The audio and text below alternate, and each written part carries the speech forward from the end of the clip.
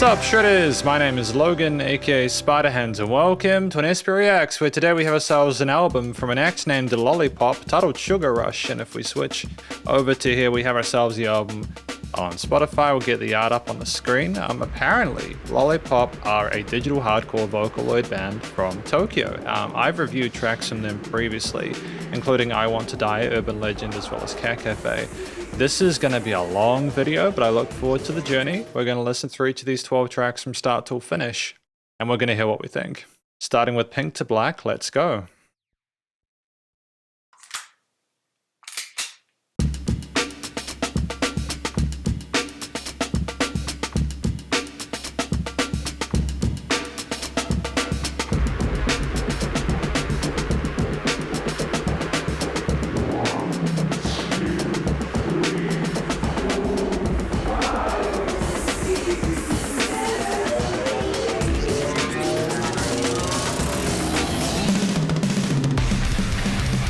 So phenomenal with that drop there.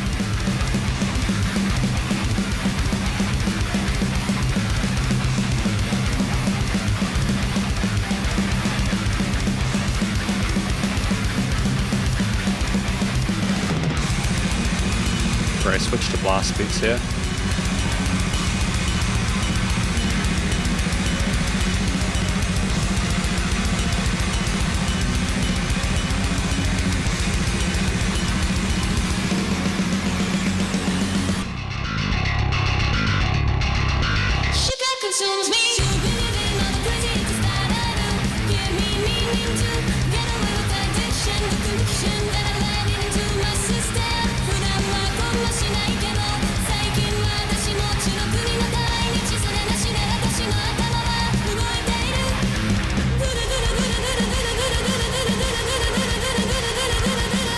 This is a good start to the day for sure.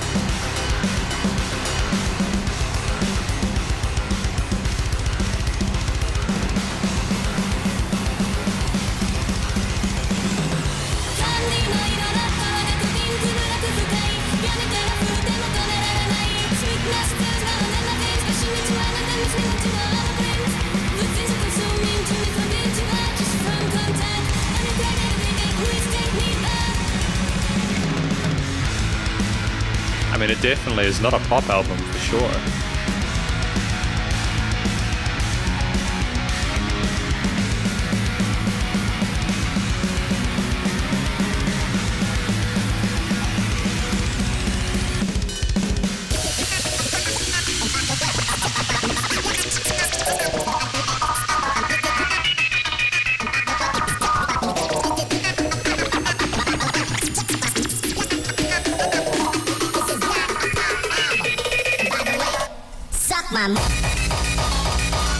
And straight to happy hardcore, you know?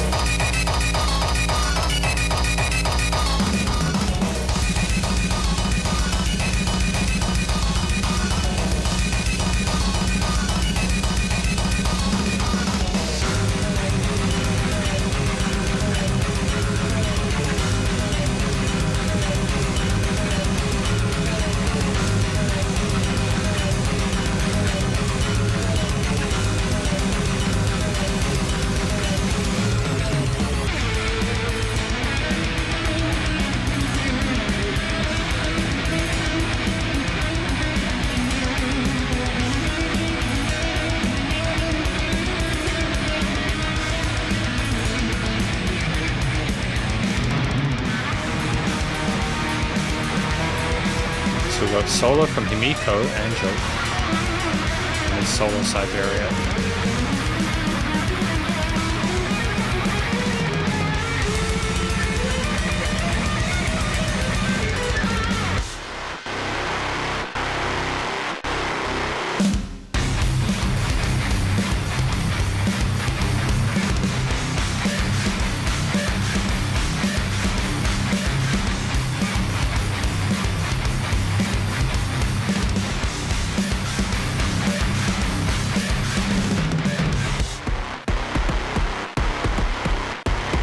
Great mix.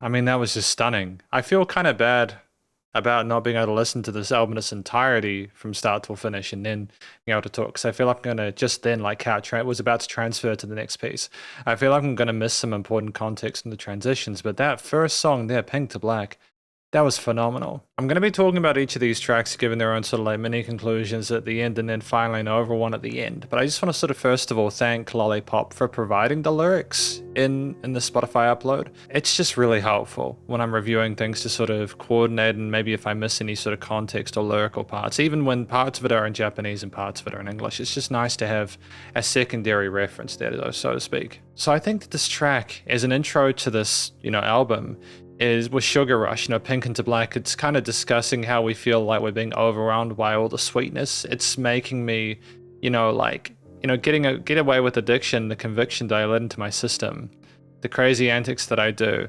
It makes them think that doing these kind of things that I regret now, that they thought that was a good idea at the time because of the sugar, if that makes sense. Filling their lungs and their veins, pushing me to an edge that makes them want to blow up my brains just because it's too much. It's just way too overwhelming for them to cope with. And I don't think it's literally just sugar. I think it's all maybe the dopamine and everything like that affects us in everyday perspective, unless it is literally just sugar. But either way, you can attribute more than just the literal words that are being put forward due to the art form and also just the form factor it's in. I thought the vocals, again, the pre-ascribed Vocaloid sort of styling was a fantastic choice there. There are so many heavy, brutal, vicious elements in this from an instrumental perspective, as well as like a lot of being extremely satisfying, but having that kind of synthetic nature to the vocals just makes it sound just a little bit more hardcore and intense and kind of like energetic and charismatic. And we can clearly choose melodies that work well with the backing arrangement, the guitars, bass, drums, synth, whatever else is going along, because they've got a lot of awesome stuff going on with them too. But just even a track that's slightly over 4 minutes, we definitely didn't overstay our welcome. And we show a good vocal technique here, and we have that modulation on our voice there. Even if we work with a chromatic though, it seems deliberate. And then with the Suck My, part where it's just kind of raucous and kind of, I like just how cutthroat it is. They're not trying to people please. This is not a pop album. It's difficult to describe the structure of this track though. It really is a tapestry, a collage of all these different styles that are very important to Lollipop. They are incredibly flexible in the way they approach music composition. They've got this kind of break beats at the start there after the count in, and they have that kind of 10, 9, 8, 7 thing going on leading into it. And if you have never listened to Lollipop before, you don't know what you're getting yourself into. And you have these phenomenally almost like deeply unsettling vocal takes, counting, and it just becomes more sort of like demented sounding over time before we get into that like incredibly sort of like surgical drum fill that just goes into the kind of the gallops and the rhythm guitar playing with the distorted guitars and everything like that. It's fantastic. And there's an inherent fuzziness to it and a filth to the sound of the guitars, which I think texturally, tonally contrasts neatly with the way the vocals sound, the clarity of those within the arrangement. And I think the drums, they cut into the mix there. There's nice side chaining there, but they're also just, they've got a great tone to them. You can hear all the different elements such as the kicks, the tom patterns there, the cymbals, the bells and the crashes and hi-hats really easily. And we have a lot of different rhythms at play here with the main quarters, eighths, triplets and sixteenths, and we even go into 30 seconds at some point with on-beat and syncopated patterns there, depending on the style of music we're going for. We also switch up the percussion later on to that kind of happy hardcore stuff there, dom, dom, dom, which incorporating electronic or sort of EDM elements into a piece. We're very comfortable with the metal distorted guitars. It's just a fun sort of vibe shift. We have these kind of industrial synth sequences on either side of the stereo field that have a sense of menace around them there and danger, and it's already minor oriented with a lot of the key chord progressions and stuff like that, but just further articulated in the upper range there. It really is kind of sounds dangerous, like you can tell how much it's affected them. And as we drive forward with these double kicks and the vocals are on top nice and comfortably within the arrangement, it just sounds like an incredibly tight band who I feel could pull this off live as well as they can in the studio. To have that diddle diddle ding kind of like tom fill around the 2-minute 20 mark to go into the kind of vocal chops and the turntablism and the scratching and all that kind of fun stuff is just enthralling as well there. It's an unexpected sort of like heel turn and you're like, oh great, what are we kind of leading into now? What is this? In fact, do we have blast beats behind the chord note accent kicks in that happy hardcore part around the 2-minute 45 mark? Because if we do, that's just a masterstroke. That's such clever composition. You have the blast beats as the sub layer and the accents from the electric kits as the main. And I haven't even gotten to the separate guitar solos at the end. Usually I'm happy if we just have one kind of solo, but we have two from both guitarists, and it's just so neat that they have their own sort of styles and their own tones and textures and their own sort of voices within the piece. That we are introducing the band, we're introducing the story from the vocal perspective there, we're showing a proficiency across the main instruments there, and this part specifically with the bass really stands out, and it just has this incredibly throaty kind of tone to it, just as gritty and so full of body to it, but just for to go on this kind of anthemic, epic kind of like lead passage and then to transition between the different guitarists is just fantastic near the end. And we get into some sort of tritonal kind of stuff occasionally outside some of the more sort of like straightforward diatonic melodic part going, but like we switch up to illustrate a change in sort of like intent from each guitarist there to sort of give themselves their own sort of personality, a stamp on the track as well. To have that kind of breakdown in the end there with the natural harmonics going boop, you know, those kind of ones alternating between the chugs, and then to have the synthesizers be a similar distortion to what's happening to the guitar. It's just we trade off the textures neatly. Thematically minor oriented, but it's way more than that. You know, we roll with chromatics and notes outside the diatonic there. We play with expectations. A lot of this is simply, again, that mixture of different styles of music to kind of make it exciting for the listener, for them to be in a creative outlet, and just to kind of overwhelm the senses in a way that I think they are going through again with Pink to Black and the album Sugar Rush. The studio production and recording, mixing and mastering is exemplary. I'm thoroughly enamored with the way that things have been produced within this track. I love the clarity of the vocals within the mix, whether they're the modulated kind of countdowns or like the main sort of verse takes or like some of the vocal chop parts later on. The guitar tones and parts are deliberately antithetical in terms of the way they approach the clarity of certain tones there, and the fuzziness adds a bit of kind of darkness and a sinister tone to it. But when we get into those lead parts, we have enough presence to be able to be heard in that upper range. The drums are nicely sort of controlled and EQ'd and sort of like leveled within the mix. And it's a piece where you have absolutely no filler, and you can hear the bass and any of the synths and any other alternate drum kit or percussion or sort of like layers there, or the turntablism. We're just spoiled. It's just a really strong start to an album. It immediately sets the mood for the rest of it, and just given the proficiency of this track alone, I have good feelings about the rest of the album. It's really positive. But we have Peppermint Chainsaw, track number 2. More blast beats.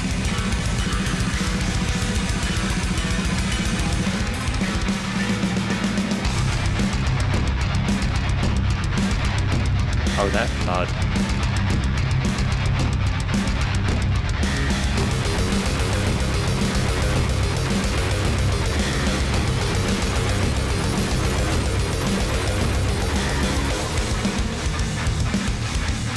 Great use of flat fifths.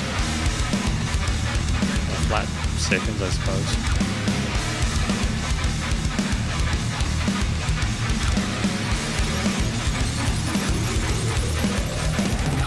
And sorry to pause, I'll try not to do it too much during songs, but just the fact that it's not completely clinically tight with the chugs just makes it even heavier. It just makes it sound like the music is dragging itself along. It's very good.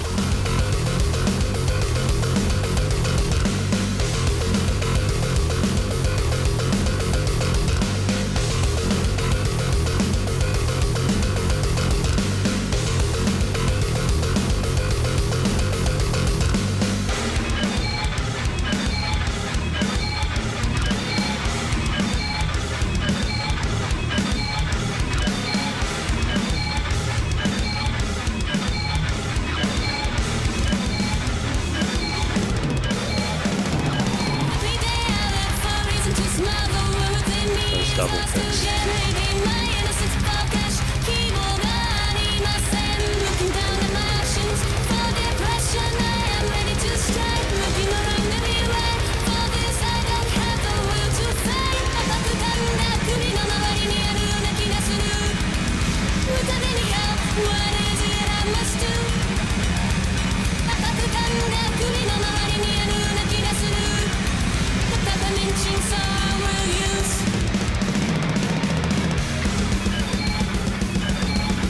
this kind of sci-fi rises in the background. Fascinating, dude.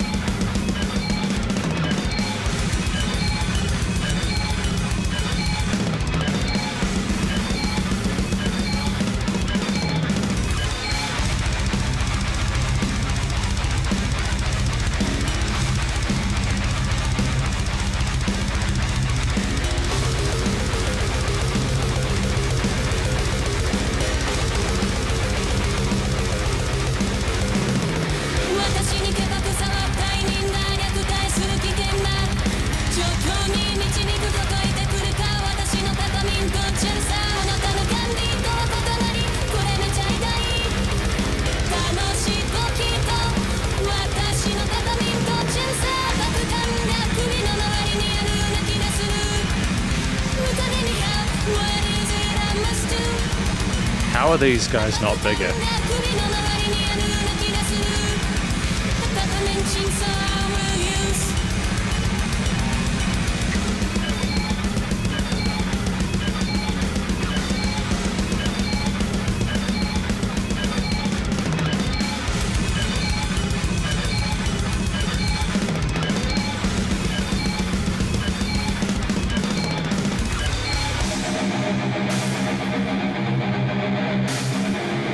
Great filtering of the guitar here.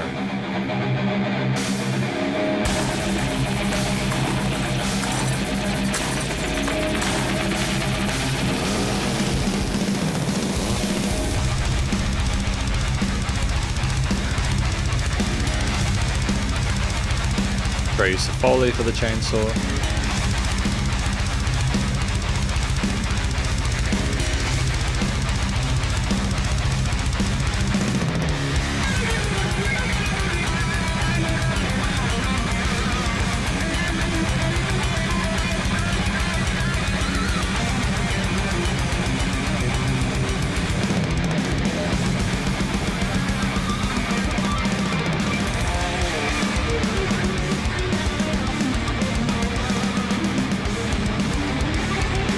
It's almost kind of Slayer-esque in its approach.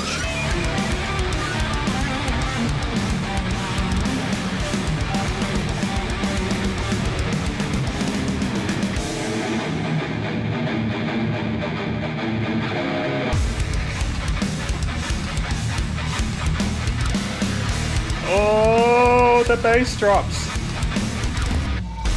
Oh, the bass drops, dude. Today is a good day.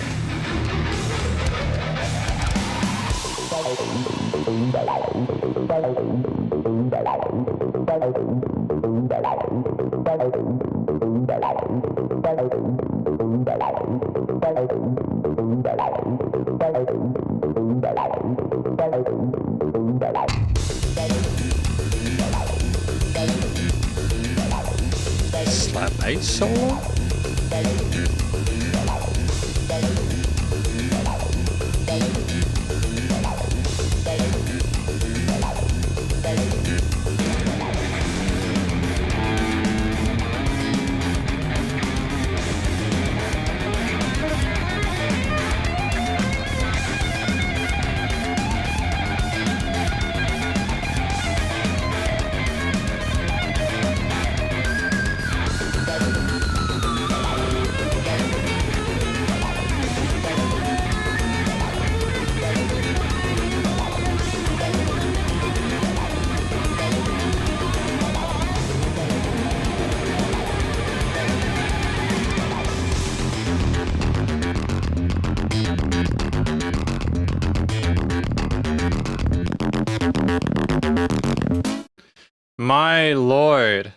My lord, Peppermint Chainsaw. Just what a track, dude. What do we think Peppermint Chainsaw is about? Every day I look for a reason to smile, a war within me is lost again, trading my innocence for cash. Oh man, and they just, after dealing with the sugar rush and the feeling of how overwhelmed they are, they've realized they're going to maybe use that sugar or the resources they have to tear down the system itself. And you go through the rationale throughout the first, part of the song there, kind of working through the situation they're in and how kind of messed up they have been through their experiences and kind of how helpless they feel, and then they finally find some power, and then there's just shred and double kicks, and I love it, dude. I love it. It's such a nice sort of like transition to this new track. The vocals are consistently on point again there. There were some really sort of like great sung parts. There were some compelling melodies and interesting note choices, but we also had some rapping going on there with some of those sort of Japanese passages. And I love just how tight it was rhythmically, the flow and cadence to it. Very, very good. No complaints whatsoever, and kind of switching things up with the flow and format of some of our local lines as well at this point. It's just a fun idea, I think. It's really neat. But it's, you know, with the continued quality of the vocal performance as well, almost trying not to push either way in a specific mood aside from like calling out from the ether, you then have a track at 6 minute 10, which is way outside of that 2 to 4 minute sweet spot. When you get longer than 4 minutes, you really need to do as much as you can to try and keep your main themes or ideas compelling for the listener, as that's a long time for people to commit to something. To be fair to Lollipop, the first track was really, really solid, so if they like that, they're getting more of it with this one. But the track is just unapologetic from the get-go, you know, from the get-go. You've got blast beats and chunky guitar distorted rhythm riffs, and like thump kind of like just drums, orchestral drums, boom, kind of blunt, almost like you're gonna war or something like that. And these like phenomenal chord choices there with these like flat seconds or flat fifths, these diminished to tritonal kind of like harmonies that are just so menacing and abrasive. And I mentioned as well that I liked how it wasn't a clinically tight performance across the different instruments at that point. A, that lets me know as a reviewer that they're playing their own instruments, because you can't fake that stuff. And B, it's just so succinct, dude. It's just so to the point, gives you the feel and vibe of who they are, and they don't mince words or can try to sort of cloud or gloss over the struggle that they're going through. Everything is eliciting that kind of vibe.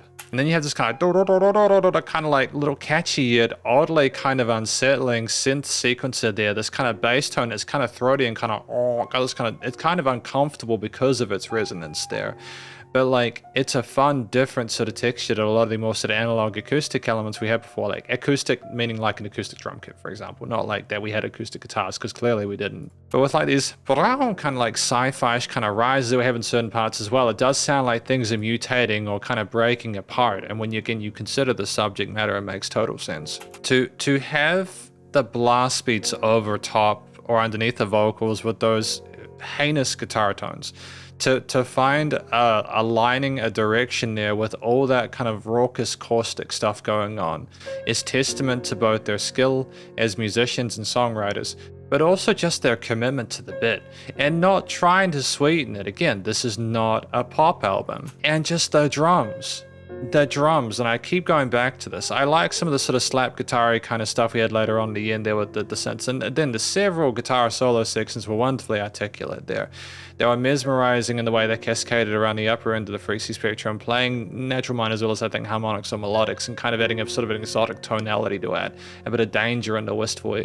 But it's just, the drums are just crazy, dude. They're relentless and ferocious, and they must be so, like, they must be so physically fit, like strong. They must be so physically fit to be able to keep that technique up with that amount of stamina. Like, as a drummer myself, I am incredibly impressed with their tightness of their playing, with the way it's approached. Because I just keep flicking through it to find bits to discuss that are kind of new in addition to the other parts from the previous one, because the quality is consistent. But I just hear it go, like, it's just like, wow, man.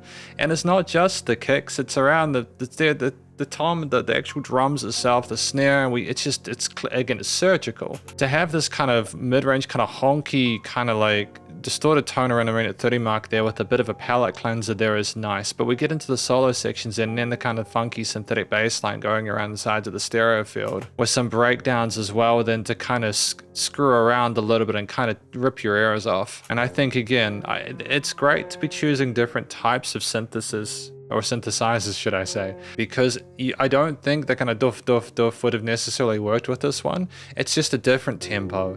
It's not as kind of upbeat. We're slamming down, we're going into that breakdown there. I just think if we'd been too literal with it, it also would have been too sort of samey, despite the fact that we've been utterly spoiled for choice in terms of the themes so far. But just like the use of like the tapping and sweeps on the guitar layers in the upper register there, the use of hammer-ons and pull-offs and bends and other sort of odd kind of phrasings and stop starts, and the guitar playing is wonderful. And yeah, again, I just think you need several listens through each of these tracks to really sort of understand the nuances of each. But just like the use of these distorted kind of metal tones there with the electronic elements, working with a kind of a industrial kind of dance beat with the rides and other parts, especially when we've shown that we can do all the heavy kind of like super fast technical metal stuff but beforehand.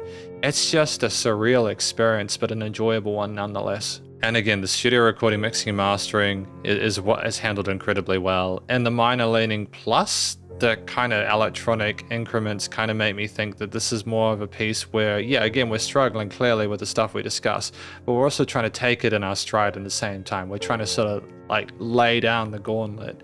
And yeah, I suppose in a weird way, they said it's not a pop album, but there's an inherent catchiness to some of this kind of funky stuff as well. It's really good. But we've got Shopping Spree, track number 3. Great reverb tails on those synths.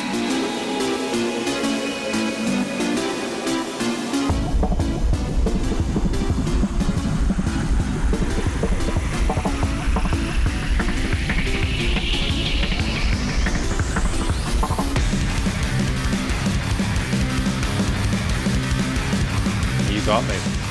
I didn't know that was where it was going.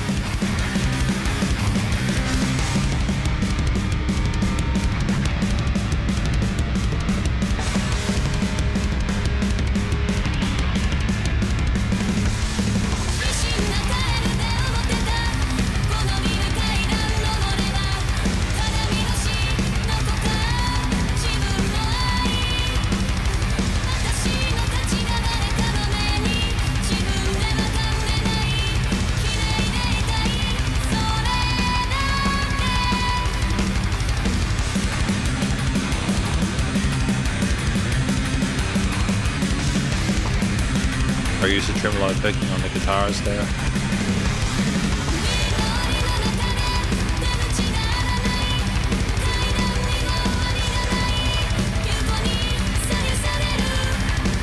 Guitar, vocal harmonies.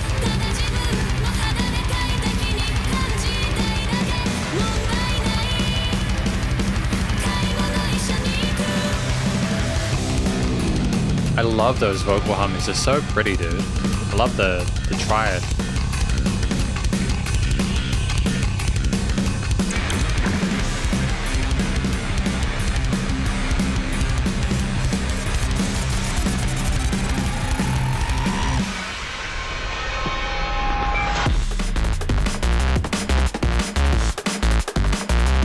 It's just filthy, dude.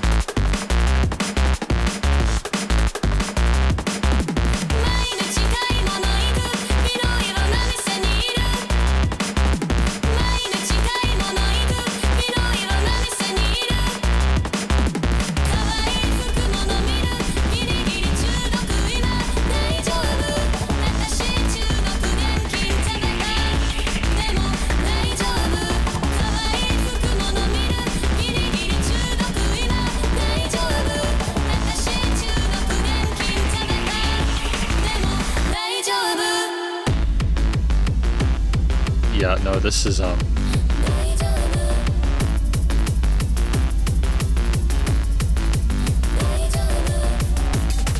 would listen to this outside of these reviews without hesitation.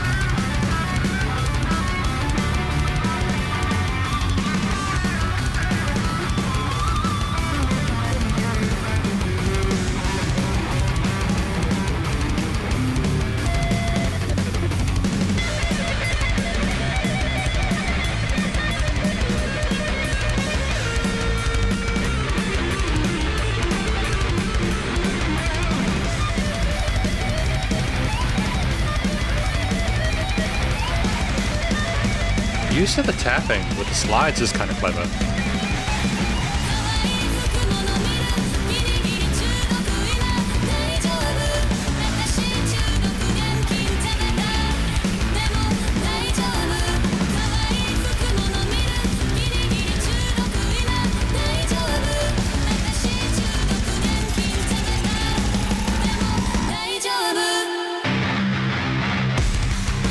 Is it okay though? I know like the tiniest bit of Japanese.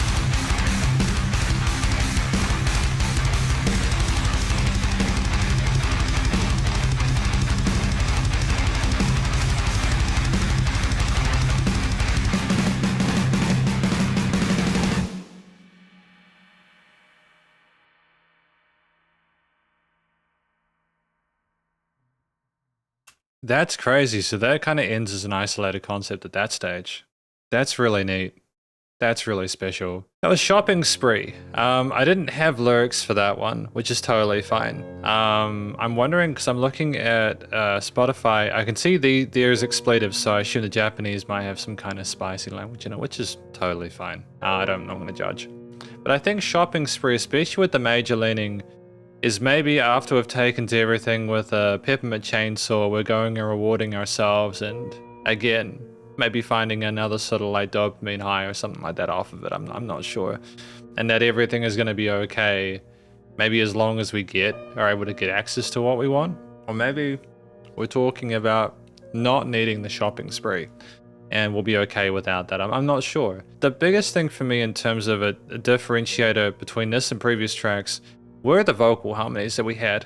We had different octaves and interval choices that were chosen here, and they were just so pretty, man. They were such pretty vocal harmonies, and it was just so cool to listen to those. And when I first heard it, it's like, oh, I am a man starved, dehydrated in the desert, and this is the oasis. We have something else that is new with the vocals, because even though I liked the rapping and then Peppermint Chainsaw and Pink to Black, I'm a bit of a greedy guy sometimes as a reviewer. I'm like, what else can we do? And so we've got our harmonies, we've got our rapping, we've got our vocals, we're nailing it, dude. We've got our chopped kind of modulated parts as well. It's very, very good. And again, it's such a nice sort of contrast to some of the heavier, more kind of ferocious elements within the instrumental parts that it kind of fits together and is refreshing. And at 4 minutes 58, this is probably my favorite track so far, which is kind of a huge thing to say because I've also liked each of these 3 tracks so far. The bam bam bam bam bam. It's just a catchy sort of like poly synth pattern, man. It's a nice satisfying loop there that you return to at the end there to tie the knot, but it's just great that it starts off. It's a huge contrast to the blast beats we had in the previous track. And we have like a drum bass sort of like groove or tempo to it there with these kind of heavily kind of filtered low end kind of oriented kind of like break beats kind of bringing us up with the risers and stuff like that. And you think you're going into more of a just sort of a stereotypical drum bass track, maybe Liquid or kind of like more sort of harder stuff. But then you're forgetting that you're listening to Lollipop because they do a bait and switch. They go into this kind of galloping sort of distorted guitar, bass and drum part where they're showing their hand and reminding you not to expect what you think you are and that they're going to give you something better instead. And that's just, again, that similar kind of now familiar kind of like force and fury behind those guitar, bass and drum parts. The ferocity and velocity of it is respectable in the verse and sort of chorus sections, but we have differentiators in terms of the structure that elevate it. That bass part around the 145, again with the throatiness of the bass tone, the slaps and pops there and the double kicks we had there was just such a nice palate cleanser from the fuzziness of those rhythm guitars. It's not that I dislike the tone of those, it's just if you got a hell of a bass tone like that, you make the most of it, you give it its real estate. And then when we switched off to that kind of it's just a fun kind of like bombastic boisterous element within the mix that's a nice alternate lower mid-range to what we had with the bass there. It suits the kind of breakbeats and syncopated on-off beat 16-note patterns of the drum kit really well. And then we bring that initial kind of like poly sort of guitar theme and synth theme in, should I say, at the beginning, and it it just, everything kind of ties together. It's almost like we were getting excited for something, then came down again. Oh, and then we're kind of like riding that high again. Like we're unsure of ourselves and then wanted to give it another shot and we kind of gave into it. That like, that part where it's just dum, dum, dum, dum, dum, and boom, boom, boom, boom around the 2 minutes 40 mark is so heavy. And it's just so satisfying. It's just such an effective drop. And because it's unpredictable, it hits you like a train. Like we've already had the chord note rushes with certain parts like Pink to Black, but here it's just, especially after that kind of drum bass sort of oriented kind of like rhythmic pattern, yeah, man. And again, we have different kind of like tapped guitar solo sections there. And I like the lead playing, especially when we do the taps and we do the little slides. That's really cool. It's difficult to do. They're very good musicians. They're very sort of skilled on their instruments. So you got to get those kind of clear tones, you know, to be able to sort of do hammer on pull off technique on one hand and then to the taps and then slides.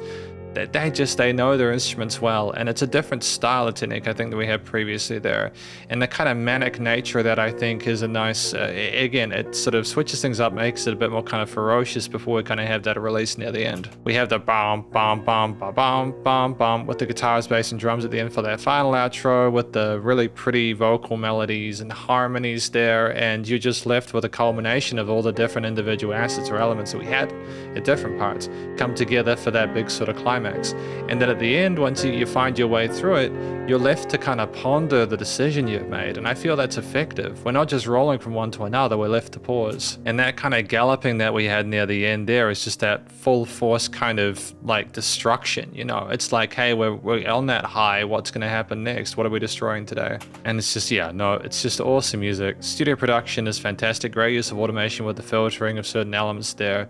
Again, the vocals are stacked neatly within the, within the frequency spectrum there. And the music surrounds you in the headphones. And just again, some of those drop sections, just the way they kind of thud and just went boom, boom, boom, boom. Great body to it, dude. Great body to it.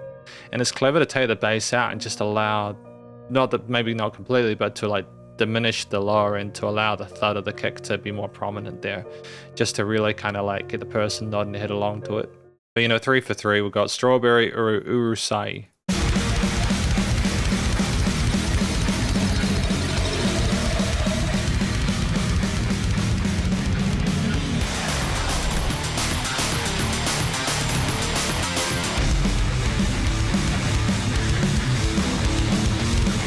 And like then, I know I love those sub drops.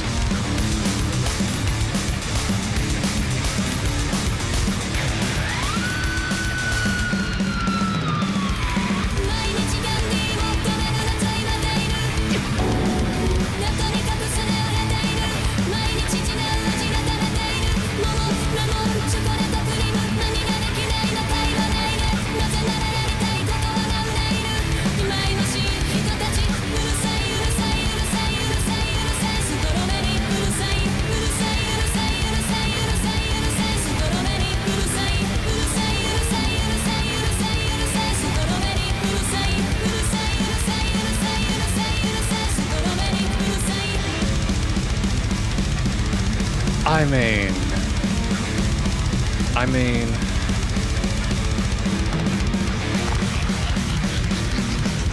this is objectively heavier than a lot of the metal I review.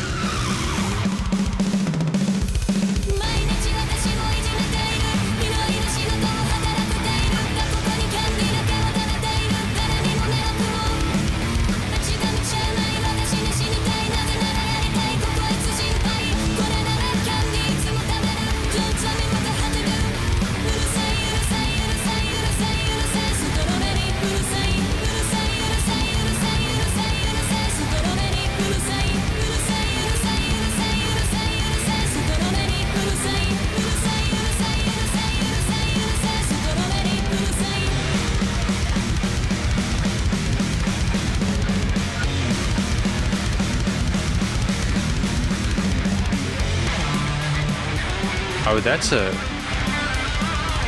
choice.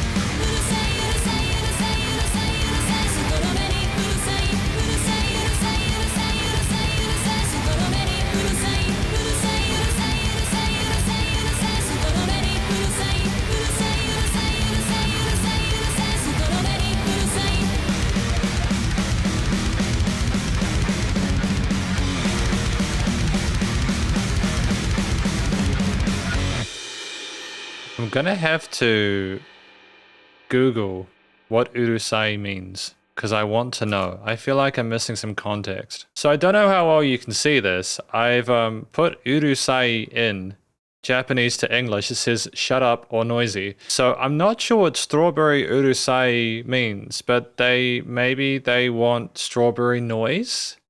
Is that it? They want strawberry noise, please, Okurusai?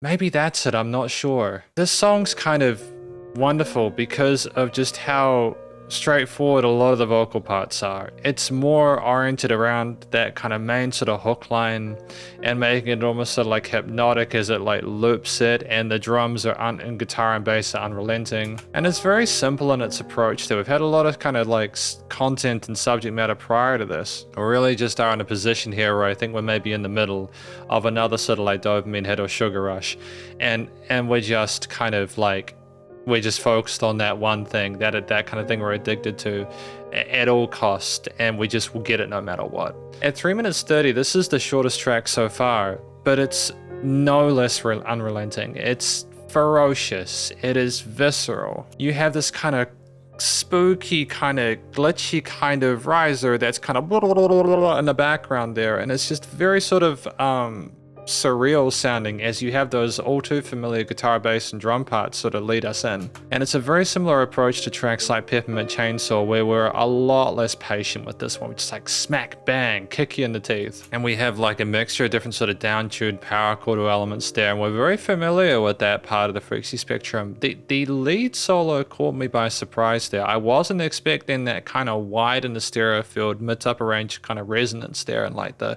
400 to 1K, like around the 2 minute 10 mark. It's just so visceral, that sudden shift to lead guitar that it does catch you. It's like, oh wow, where is the low end gone? But then you realize, actually no, they've just scooped it out there. They know how heavy it is, and so they're aware that if they don't have that much contrast to the guitar tone, it might not actually sound like it matters that much.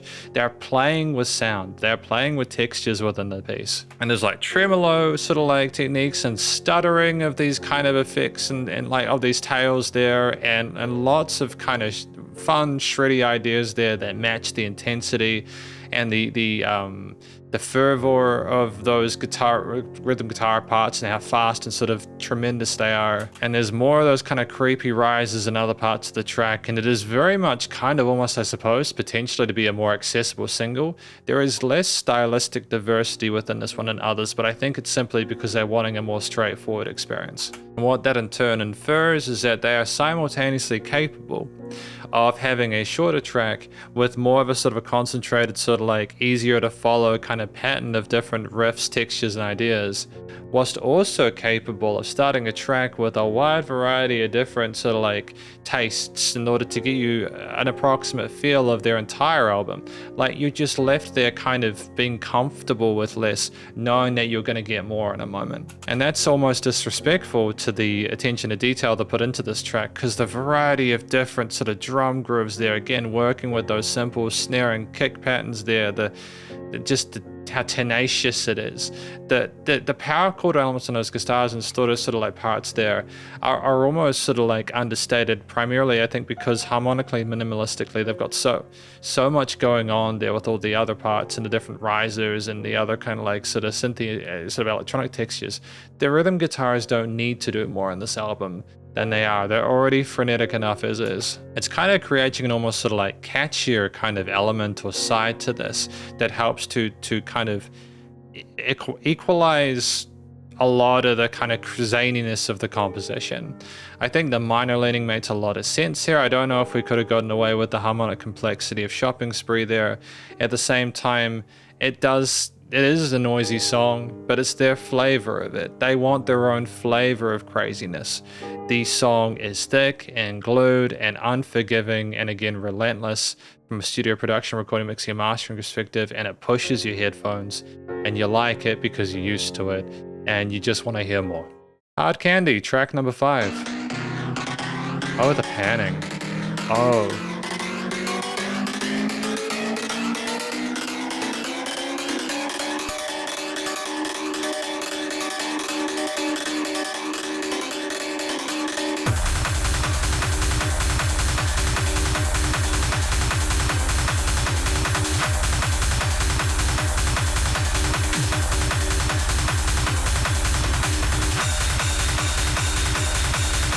man, like...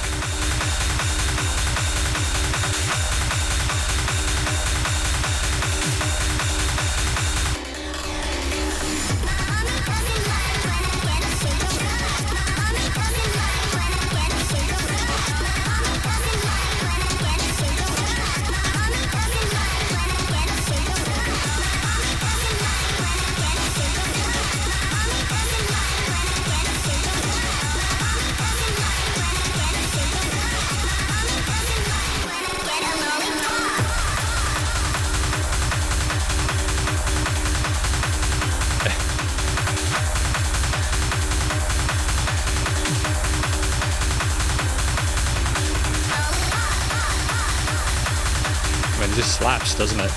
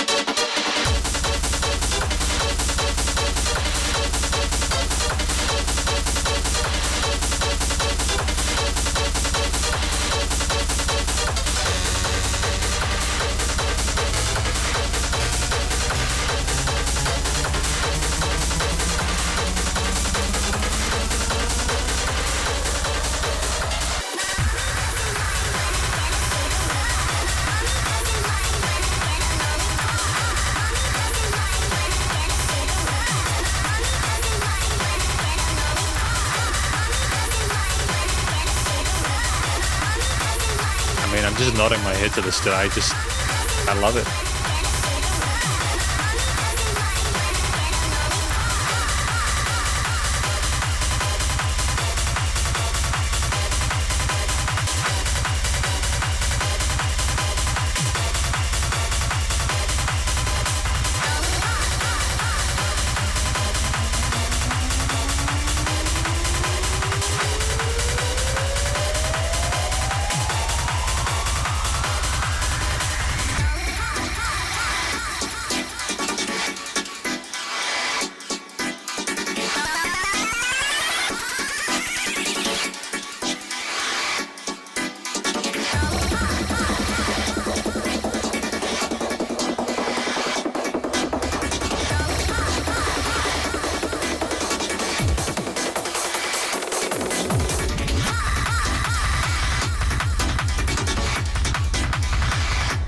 These stabs are so chaotic, but you just feel like you're in a nightclub surrounded by the music.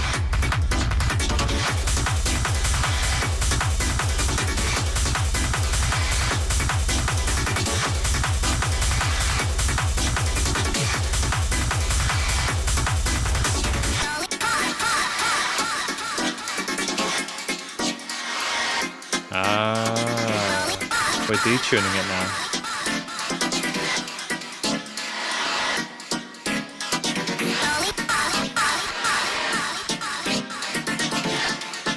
Are we coming down from the rush?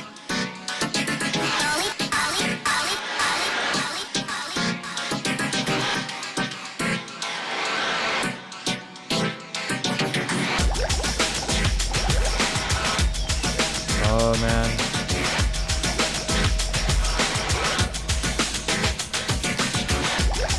The hip hop elements, the infusions there, dude. Great use of beat machines.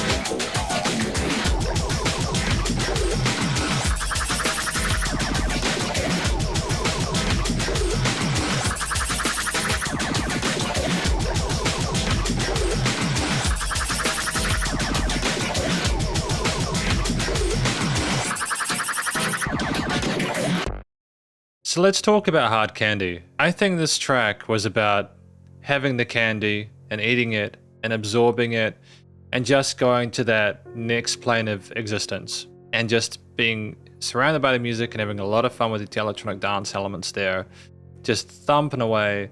The way that at the start of the riser, it just kind of goes dun dun dun dun dun dun dun dun dun dun dun dun dun dun, boom boom boom boom. It's just like, it sounds so cool. Like just the way that we had those kind of vocal chops in the background. Like I couldn't make out what they were saying. And I think they're more of a kind of a decorative device at this point. We had bits, I think I heard Lollipop at some point, which makes sense considering again, they're the subject matter and also Lollipop, producing this and everything like that. But I think it was more about the atmosphere that was created by the music and inferred, and how, you rise up after taking that strawberry Urusai, and how you go into this, you eat the hard candy and you have a good time, and then you do the come down afterwards. And like, it's vivacious and hypnotic. This is professional grade. Like you could easily play a track like this in clubs and people would love dancing along to it, dude. Like I'm gonna listen to this in the car when I go places, and I do not say that often at all. I would happily listen to this album in my own time. It kind of reminds me of the music from a game named Neon White. I think this is music that's good enough to have been put in any sort of video game, really, as long as I suppose the mood suits. But just again, the fact that we started going backwards and forwards between the sides with these sort of like synth sequences, these ideas that are looped and modulate and go faster and faster and faster again, shows a good understanding of how to work with like wavetables, with like oscillators and LFOs, and sort of like moving up into that tempo. There we had that fast pace to it, kind of, the drum patterns, the chord notes. We had the bass thumping along with that and time with it. It was just a consistent, intense washing over there. You had these kind of stabs, these synth stabs, and da da da da da da da da da, and they were very intense and dramatic. But because of the way that these kind of poly stabs were done, they were also exciting, and you had this kind of kind of like chopped vocal parts where they were more of an instrument as well as like a melodic sublayer, and it was just really neat, man. And we'd like filter and use different rises at some points like that to kind of go up between sections. And I think you've just got something really special here, primarily because of the fact that we know already how far we can push a listener with the guitar, bass, and drums and a lot of the fundamental elements. But within this track, we know that we've also had a lot of those guitar, bass, and drums, and we're just trying something a little different and using a lot of the electronic sort of resources that we have as a differentiator, a different chapter within the piece. And it's the way that things kind of pump and writhe from a studio production perspective, the way the doom doom, the music goes in and outside of yourself there, and it's like, oh, it sounds like you're in that club thumping away. Like it's so neatly side-chained, and the music surrounds you in the headphones, so the stereo field is well catered for.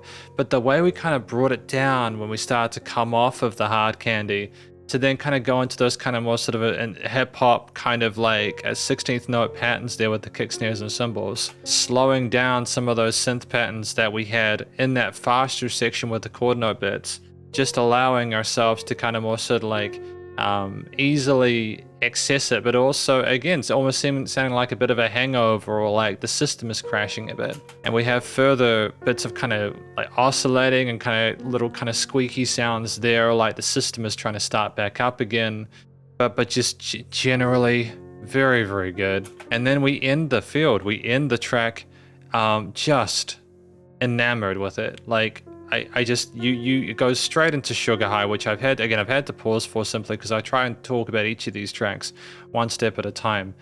But I'm starting to kind of get a feel for the chronological perspective or the overall story of this album, and I look forward to continuing it, because we're almost at the halfway point with Sugar High, track number 6. Yeah, we have come down from it, haven't we?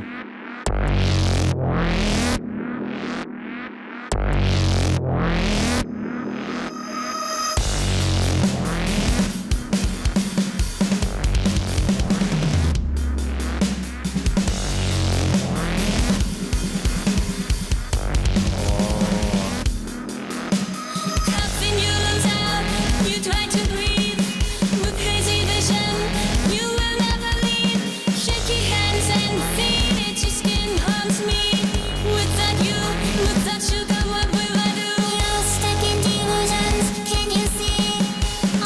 further synthy.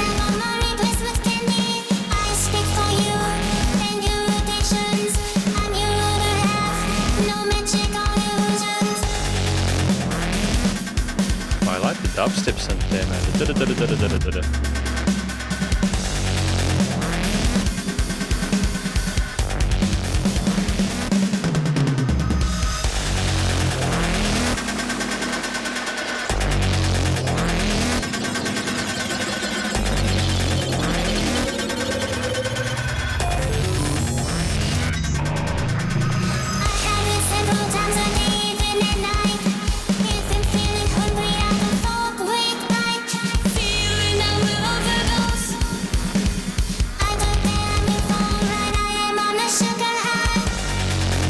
Isn't that just the heavy stuff, right?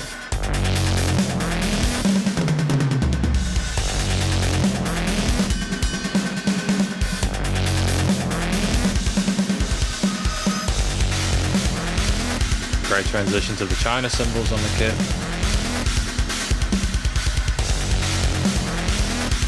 And you can tell it's a human being playing it because there's changes in the loudness of those China hits.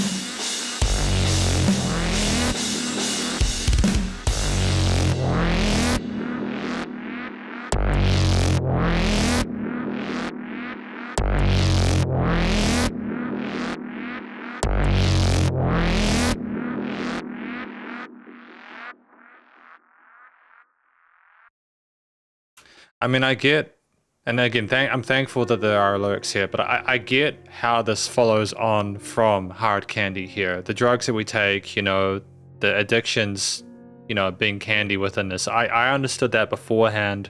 I figured it wasn't like a literal thing, but I also understand why we're deciding to call it candy, because like, you just know some people are going to be uncomfortable if you use the wrong words and stuff like that. So it's a kind of a classy way of approaching it. I feel that the opposite, which would be to not care about what anyone else thought.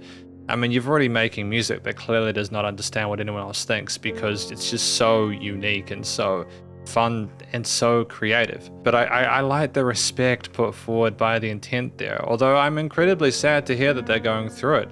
I think simultaneously this album, or this song in particular, is a way to not only maybe connect to maybe the codependency, the addiction they have with of someone else, or if it is like a feed they need 3 times a day, just addiction in general, you know, the dopamine rush there, the feeling of a high they get off of it, and that need to get it. And even though they know how dangerous it is, how much it screws them up, it's just that duality is brutal, dude. 2 things can be true at once. The song has the most reprehensively kind of like monstrous kind of synth tone to it. And I think with the dubstep tempo leaning of this piece, it works neatly. But you also, if we start with the vocals in a similar structure to the previous tracks we've checked out, it's just, you have the same sort of approach to the modulated vocals or the Vocaloid stuff, with further Vocaloid on some parts, almost like a response or an additional bit of kind of intent on what we'd already established. And it's just kind of nice to know that if we'd had the same intensity of the tone there, it might have been a little bit too samey, even though I don't take for granted the creativity or and like thought involved. And the vocals are only for like the first half of the song anyways, but just the fact we have those little bits of nuance there with the adjustment, it becomes even more synthetic at some parts. It's just like we're not even human anymore. Like, shaky hands and feet, itchy skin haunts me without you. You know, again, it can be a person or a thing that you're addicted to. But the bass again, that synth, the kind of wow, it's just brutal, dude. It's just as heavy as any other sort of like guitar riffs that we have there. There are sub drops for extra kind of oomph on the low end as well to kind of kick your teeth in a bit. The drums are fantastic. I think we typically have an acoustic kit there with a wide variety of like 16th note patterns there, doing sort of like on-beat and syncopated stuff, some triplet phrasings and polymetric stuff, with the snares and hi-hat patterns there. Some 30-second note kind of feels like doing alternates between the snares and the kicks. And we like roll with the chinas and the double kicks as well for a bit extra kind of furor later on there. But there's also times where we just let another kind of like stuttery kind of bass synth have its time in the sun there without any drums at all. Almost like we know there needs to be a break to allow that kind of heaviness to kind of fill in there without the additional groove that goes alongside it. But like, it's just a wonderful organic performance on the kit there with some interesting sort of even 16th 30-second triplets like that's just brutal, dude. And the speed of it, the pace of it, combined with the animosity discussed within the vocal parts, whilst also the attempt at a connection, whilst also kind of seeming despondent about a situation we're doing it anyways. It's a really interesting track with the minor leaning and the kind of ominous bass making sense considering the ending of it. I think, again, it made sense after the 5th to go into the 6th with that high coming down and the kind of like acceptance that even though we hate the hard candy, we've gone back to it. Studio recording, mixing and mastering, it's feral when those sub drops come in. That's heavier and heavier. Yeah, no, it's a really cool album. We've got track number 7. It's in my head.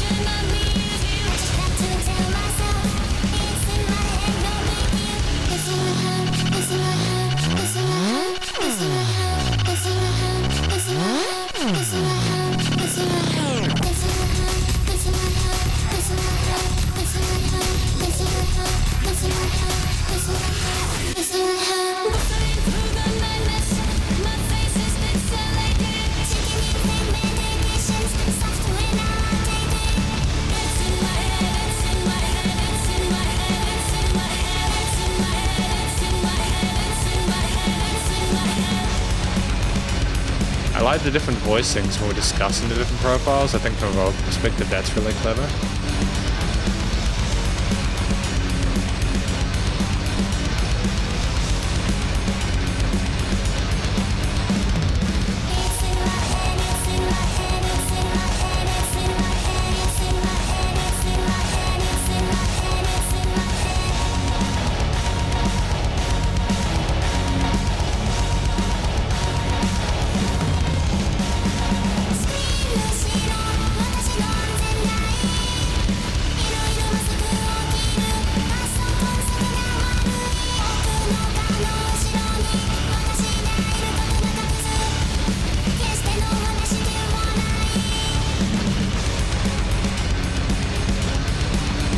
Interesting decision there harmonically.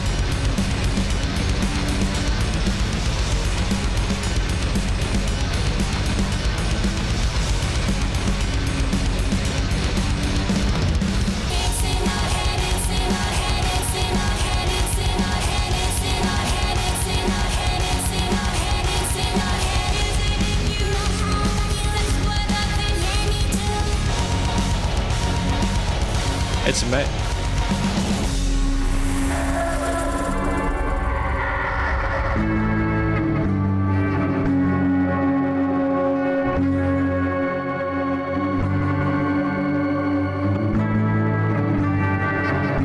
Oh, the Strymon reverb is strong in this one.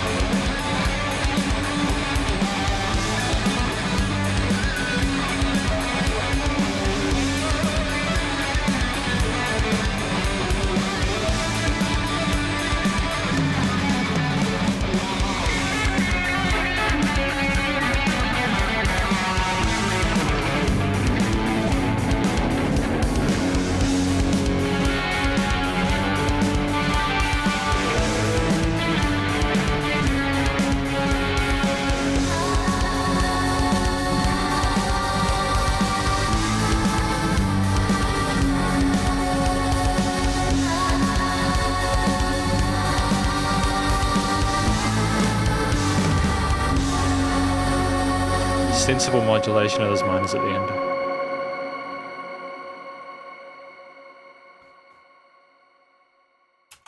Fantastic. I mean, again, I'm not happy that they're going through this stuff. Don't get me wrong, but it's fantastic music. Unfortunately, a lot of the best music comes from difficult situations. It's in my head, an Ethernet cord tied around me, influencing me to do the bad things. Pressure online deciding for me, 5 profiles, who am I today? So it's more like we've got a lack of sort of self-identity and we're losing ourselves within the digital landscape. And I think that that's actually something that is relatable for a lot of people. Who is our real self? Who is our persona? Are we being performative today? Are we being authentic today, or are we actually being authentic without needing to try to be authentic? It's in our head is repeated. And it's like a lot of these difficulties that we have, our problems are caused by the own hell inside our head. And there's a quote from Seneca which says that our imagination is often far worse than reality, or something along those lines. I'm not trying to minimize or dispute the relevance of taking care of an addiction, or like trying to sort of like find solutions to those things, but we also make life more difficult for ourselves because of what we think and how we ideate and stuff like that. And if we're genuinely going through this kind of stuff in real life, I hope that Lollipop finds help and they can get the help and support they need. It's really interesting music though, because it can be dopamine from like from social media or like profiles and stuff like that, but just the imagery of an Ethernet cord tied around me, kind of suffocating, paralyzing them, is very vivid stuff. The vocal performance, as well as the different voicings and for the different personality, and we had that happen I think in the previous track there, where we're kind of having different voicings throughout this album, different angles to sort of dispute or kind of communicate things. And we have the voices come together as if to say that the individual different profiles or personas simply want to find purpose, as opposed to feeling as lost as they do. And I love that. I think that that's really cool that we had them harmonize in certain parts in a way that was kind of, it was helpful for the music and also sounded really pretty. Even if we were kind of modulating those minors at the end and it sounded inherently kind of creepy. There's like, again, that kind of these kind of stabs or like string parts that are kind of manic and chaotic with the guitars and drums. Again, we have a return to that, you know, that kind of like metal kind of landscape there with various solo sections at the end, which are kind of respectful, if I don't misremember, very respectful to like the main sort of inferred themes there harmonically there. It's like we're going down, even at the last solo where we go down our range quite a lot a bit, we rise up again to kind of do the similar loop to some parts that were previously instantiated there. And it's cool to adhere to the fundamentals of soloing, whilst also putting our own sort of claim on it. And I think what kind of works here is that with these power chord, kind of like these chord progressions and stuff like that, which could be sort of played very sort of conservatively in a way where it was more sort of movement there, and we weren't so reliant on like these lower tuned root notes or bass notes within the key progression. The vocals deliberately choose a note that is either the parallel major or the minor, and in a way that's very sort of unsettling. It's like it's broken system there. We've chosen the wrong option, but because it's so assertive, it sounds cool.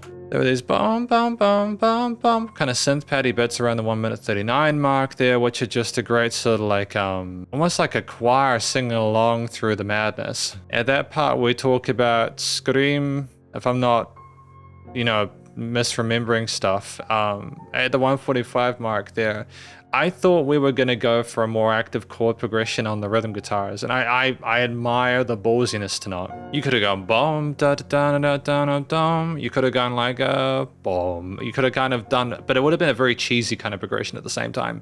And again, this is not a Pulp album. And I've just had another listen through those solo sections there, and I think I appreciate the tone of those solo guitars because of how wide they are. It's like again, I've said palette cleanser a lot. It's like a breath of fresh air within the mix with the mid to upper range resonance and less of the low end kind of fuzziness. It's a very deliberate sort of like heel turn or gear change there. And there are these kind of like pseudo sort of like clean guitar takes with heavy modulation of reverb tails around the 2:45 mark, and there's a kind of menace to them as they go between boom boom boom boom boom. But we could even be, I don't think it's majors. I think it's major chord score going backwards and forwards with minor. But just just the kind of, they go around the stereo field, they go, it's just a fun sort of like way of putting those sounds forward. It's like, oh, that's an unconventional way. Usually when we have these, again, these strum-esque kind of like, very kind of like active reverbs and delay tails, we celebrate them, we don't filter them, but we have that processing here. It's very neat. And you know, some of the solo sections are just ruthlessly quick, like the lead playing is just fantastic. It's just eloquent and elegant and very sort of we dance around the fretboard, dude. It's quick and it's fiery and it makes sense considering the subject matter, the kind of angst that we're feeling there as a release. But we don't find closure at the end, so it makes me wonder what's going to happen next. We've got track number 8, Economics. What?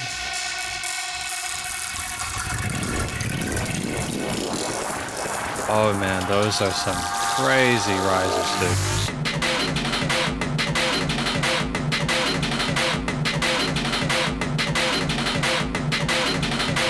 I mean, these...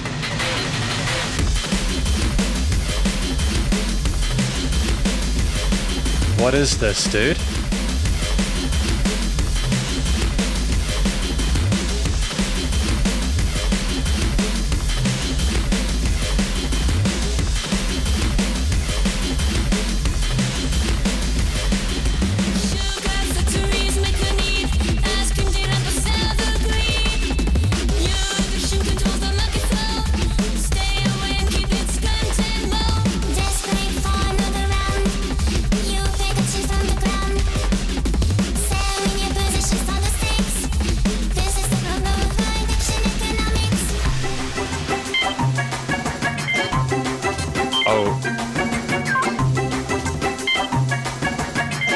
Producer Foley with the checkout machines.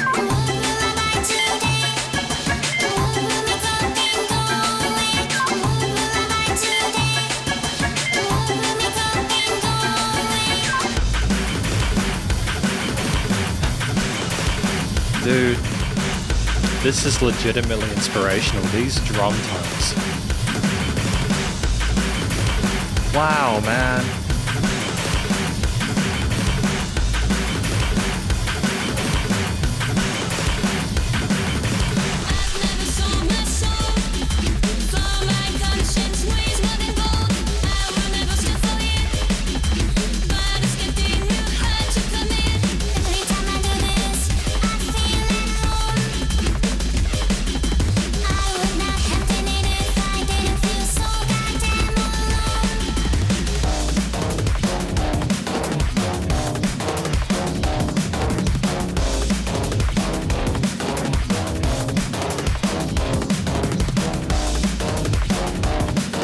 It's just a different type of breakbeat drum bass, so a lot of the more modern stuff I'm used to it.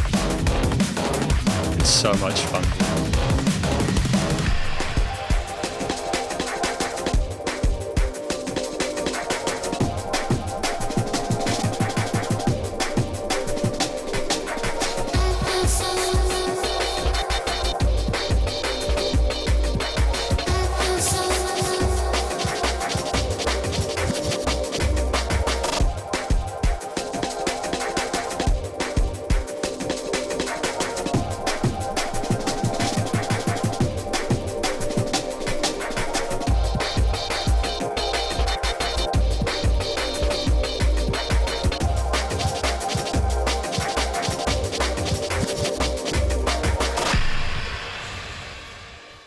And the door opens at the end. I mean, that's incredibly visceral, but it's an important conversation to have, because not only are we talking about our addiction and our struggle to cope with it, and the fact that we go back to it anyways, but we're also talking about how there is an entire industry dedicated to making money off of people's misery in the form of this.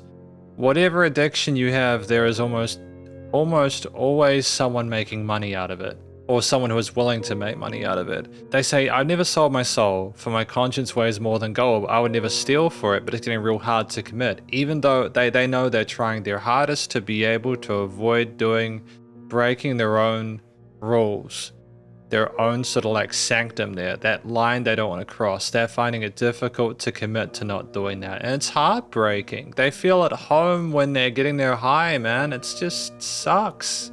And our brains are designed to do that. They're designed to be like, hey, I have adjusted to this new addictive state, and that is what I want, and I do not care if it kills me. I want more of that. Our brains are brutal, dude. And I would not have done it if I didn't feel so goddamn alone. I feel so alone. Heartbreaking stuff. It's just I'm just so thankful then that the music is so good. You have that kind of squelchy kind of rise there, doing a similar kind of picking up the pacing as we go up into that. Oh, I go back to that drum beat, just the sound of it with the kind of clashy, kind of distorted, gritty, kind of chopped up drum parts with the couple of notes there that just give it a menacing kind of push. And it's just so boxy and kind of chaotic, but it's just so exciting because of how different it sounds, just texturally really appealing. And we have like those sort of bass tones of wow, kind of like synth parts come in at other points. And you know, the vocals go over top of it as we kind of walk our way through the situation we've got ourselves in. But it's unforgiving, and that middle part we have the is very kind of Disney-esque and exciting, like a day in the life of an, oh, what adventure are we gonna have today? But you can just hear the little checkout machines go beep, beep, as if we're kind of signing our life away by purchasing these things because that's the money they're making and that's the money we're spending. And it's just such a clever little neat idea there for a bit of kind of, it's like they know they want to have fun with it, but it's just so clever to both use the sounds of like a cash machine to infer that feel. With the subject matter, the story, it makes total sense. And just the kind of sarcasm about the major tone of buying the things that sort of like enslave us is it's just on point. And as we get kind of more sort of like just demonic with those kind of breakbeats around the 135 mark, they're just the menace there, the kind of push is just they're mesmerizing, dude. Boom, boom, boom, boom, and there's kind of broken, gritty sounding synth basses there that sound like a broken speaker, and it just kind of cuts at you, dude. Which is why when we get into that kind of part around the 2:minute 50 point where like it becomes almost liquid there, and we have these kind of seventh pads there that keep these keys going there, it's a lot more gentle, and it's like we've gone away from the push there and we're kind of in almost a meditative state or an awareness of like how far we've fallen. And as the door opens, it creaks at the end, you're left kind of wondering what our next chapter will be. But I think at this point, economics wise, we've kind of not only identified just how vulnerable we are and how much we've been affected by this, but also just how important it will be for us to not kind of buy into the system that is trying to put us in this position. It's very, very interesting music. Again, the use of rises, the synth basses, all those other sort of like fun, sort of like, this is flawless commercial grade studio production. I cannot fathom that they did not, like, they deserve so much love, dude. They're a great band. Genuinely, this is some of the best music I have reviewed. Jawbreaker, track number 9.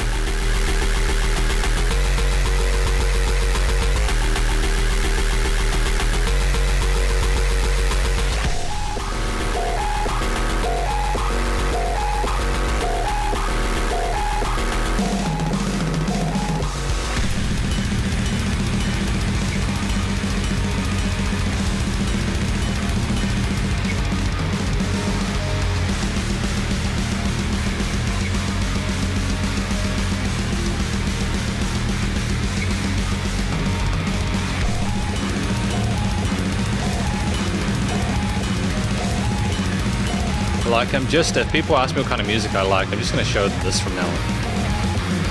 Because I gel with it, dude.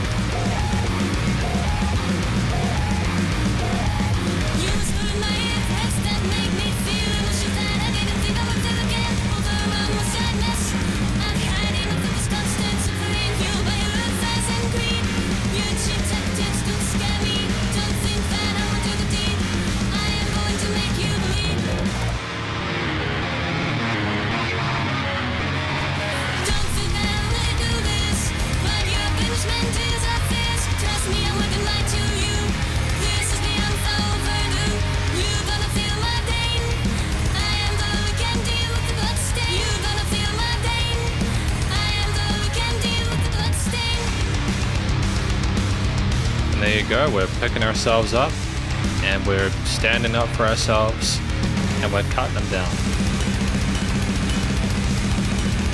The blast beats are justified.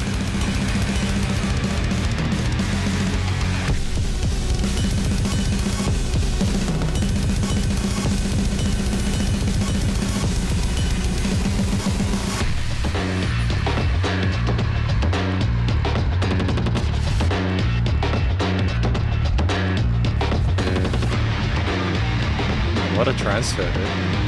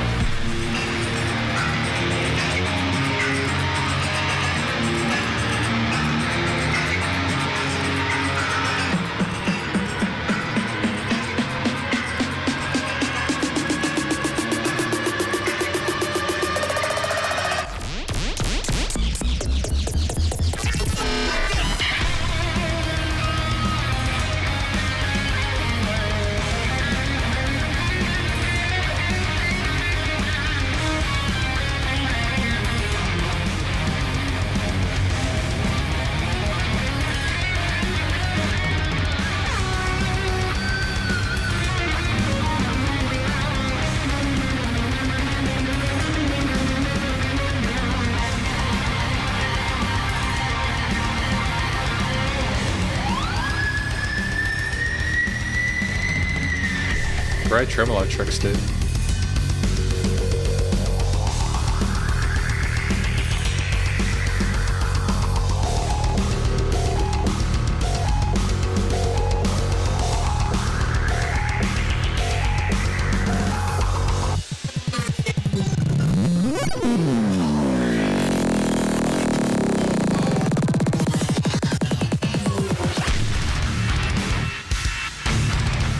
What are we doing?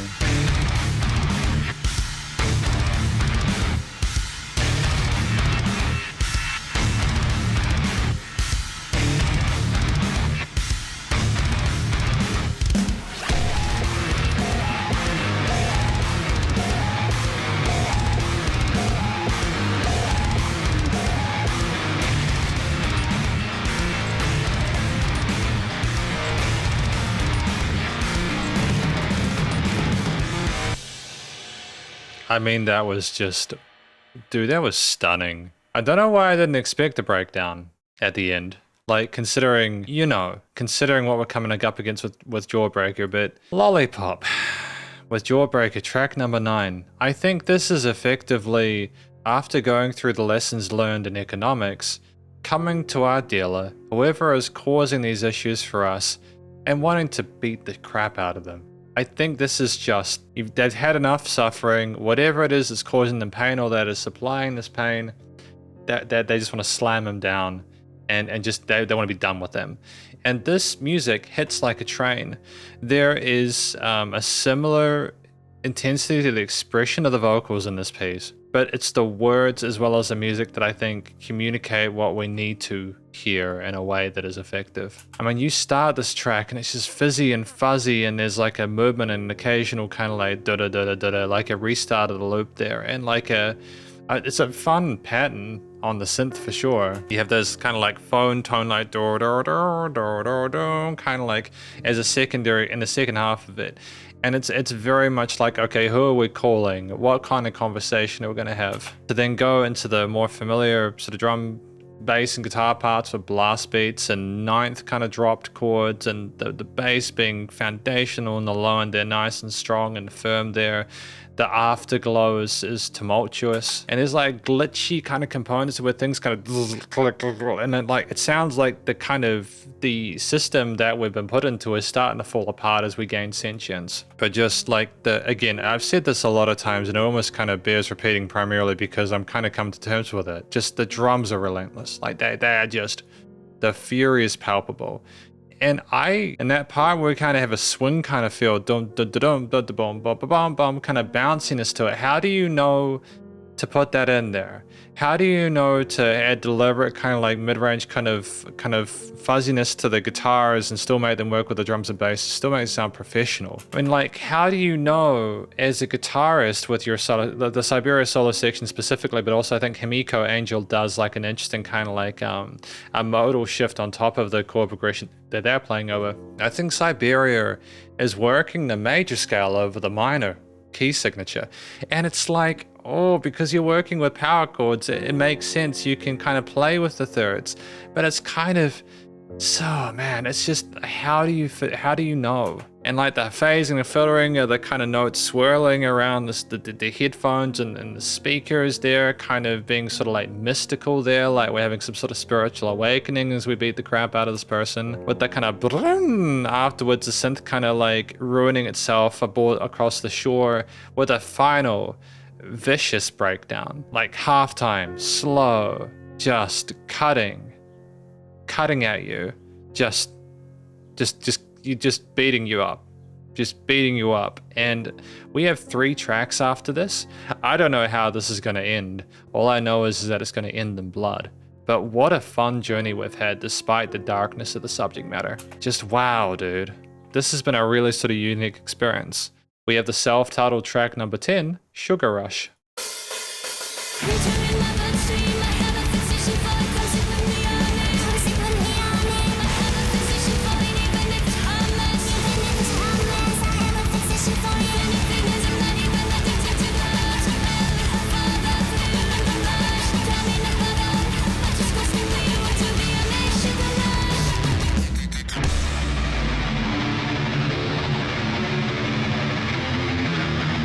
The most crippling anxiety of all, or the addiction of all, is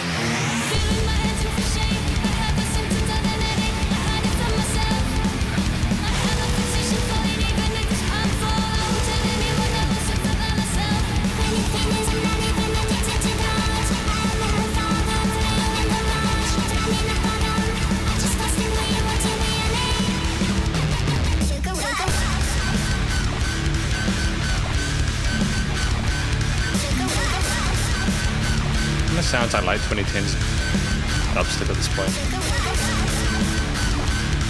But putting the doubles kicks in the guitars is very, very unique.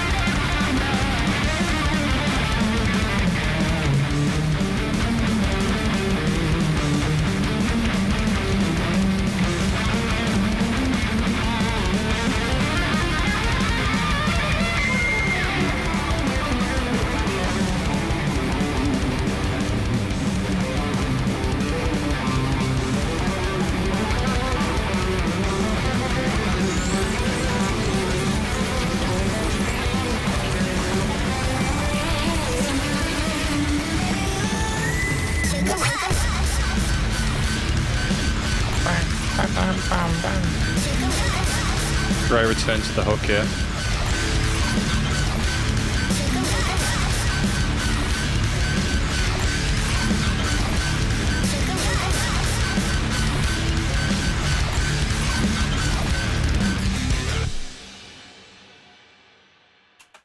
So I don't know how to approach this album then, I suppose, at this point, unless it's like a Bildungsromanesque like journey through understanding, I suppose, why. I think this is their attempt to understand themselves. They say they don't have an addiction in this one, or that they're not addicted to it. They just want the thrill of it because they're bored. It's almost like the boredom is worse than anything else. And as someone who is vividly aware of how difficult both it is to just stay bored in a day and age where everything, you just get stimulation immediately, right? You just pull the phone out of your pocket, or, distracting me from things I have going, warping through time and space, me and my alter ego all over the place.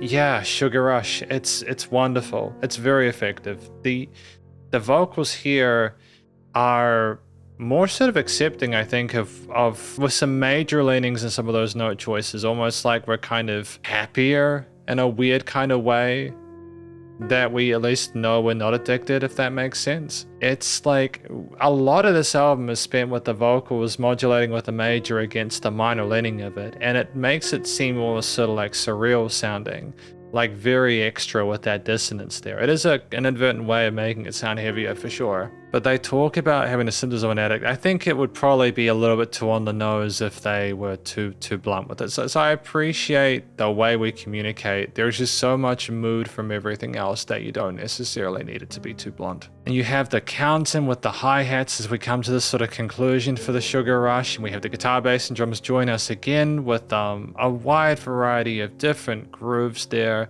A really fun kind of do kind of like a squeaky kind of synth sound accessing certain parts outside of the Sugar Rush with a catchy chorus that navigates those power chords well on the distorted guitars there, the chugged parts there, the bass and the drums playing a flurry of different grooves. And we like kind of distort and dissolve the guitars and solo elements, make them sound kind of glitchy and kind of untypical?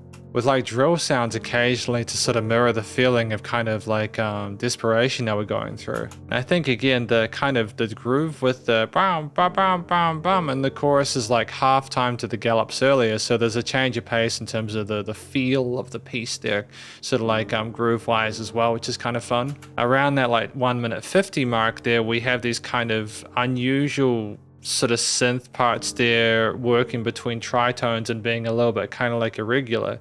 You still have the vocals trying to make sense of that with like a moment of respite potentially before we go into the heavier parts. But there's like a scratchiness to that riser before we go into the solo section. Oh no, we don't, right. The solo section comes in a little bit later on. We go back into the gallops and continue that synth pace. And what I will give Lollipop credit for is being able to transfer these these strange yet lovable sounds to kind of get them to fuse with other things that are a bit more unconventional, and to then transfer and commit to the bit and reintroduce them later on in a way where they make more sense than they did initially. Just to have the faith in the listener to continue through that is just really cool. But yeah, again, like fantastic soloing and guitar parts as well. They're very much a kind of a similar approach to the vocals and trying not to be too literal to the key signature. Great sort of balance of analog and digital elements within the various sort of synths, guitars, bass, drums, risers, etc. And this was more, I suppose, of a typical kind of single track, honestly, like at 3 minutes 30, structurally very sound, no filler, like a lot to appreciate. But we have Gummy Bear Heaven, track number 11.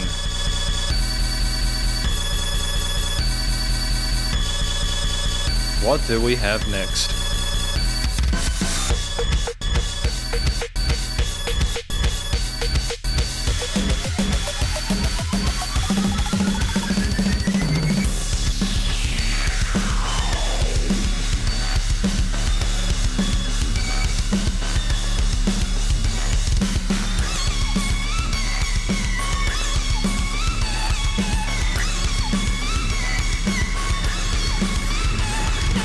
Now, just to pause, I wouldn't necessarily usually be a fan of the kind of squeaky, squealy synth then, but like I'm so used to everything else that's happened within this album that I kind of have faith in it making more sense as we go through it.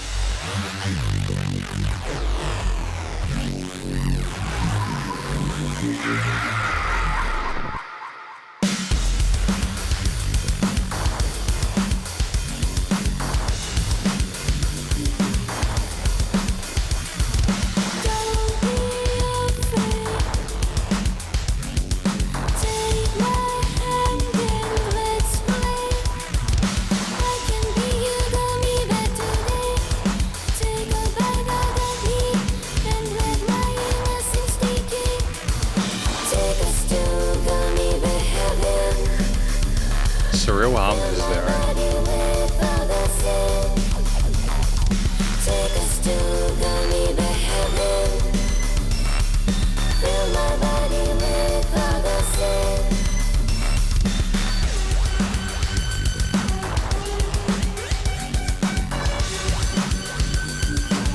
This is going to be one of those tracks which is very sort of straightforward, isn't it?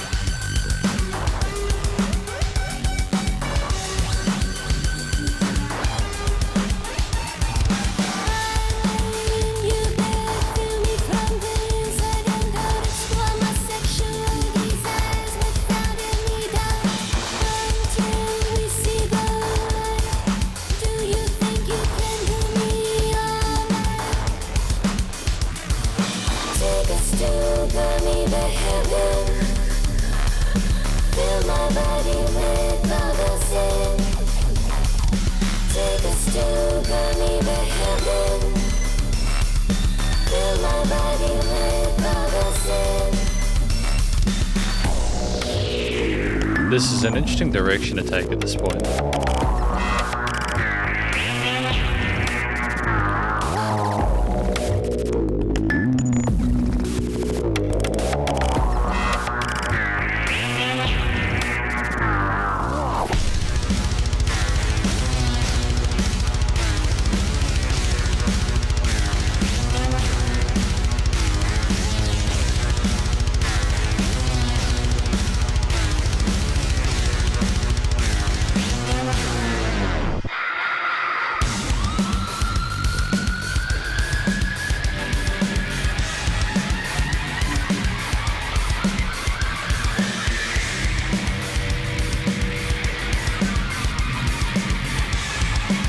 It's very...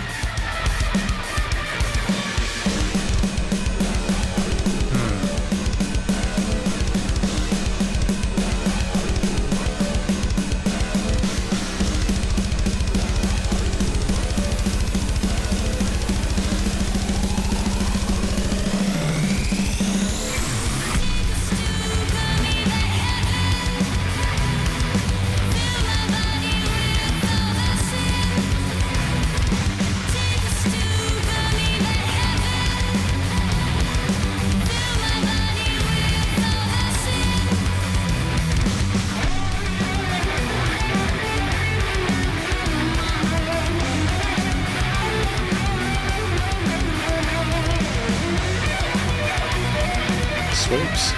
Nice.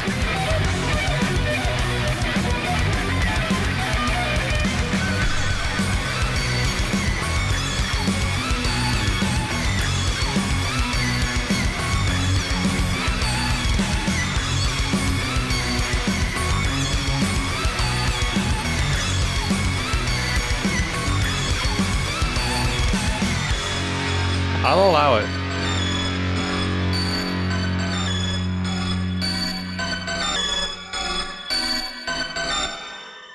I'll allow it. Again, I'm not a massive fan of the squeakies, like but like because they're kind of sharp. But it's mostly these headphones where there's like a reinforcement of certain frequencies in like the 1 to 4 kilohertz range. They make it sound a bit sharp if you're not careful. To be clear, I don't think there were resonances. It was just the texture I had a sort of initial kind of uncertainty about. Gummy Bear Heaven, don't be afraid. Take my hand and let's play. I can be your gummy bear today.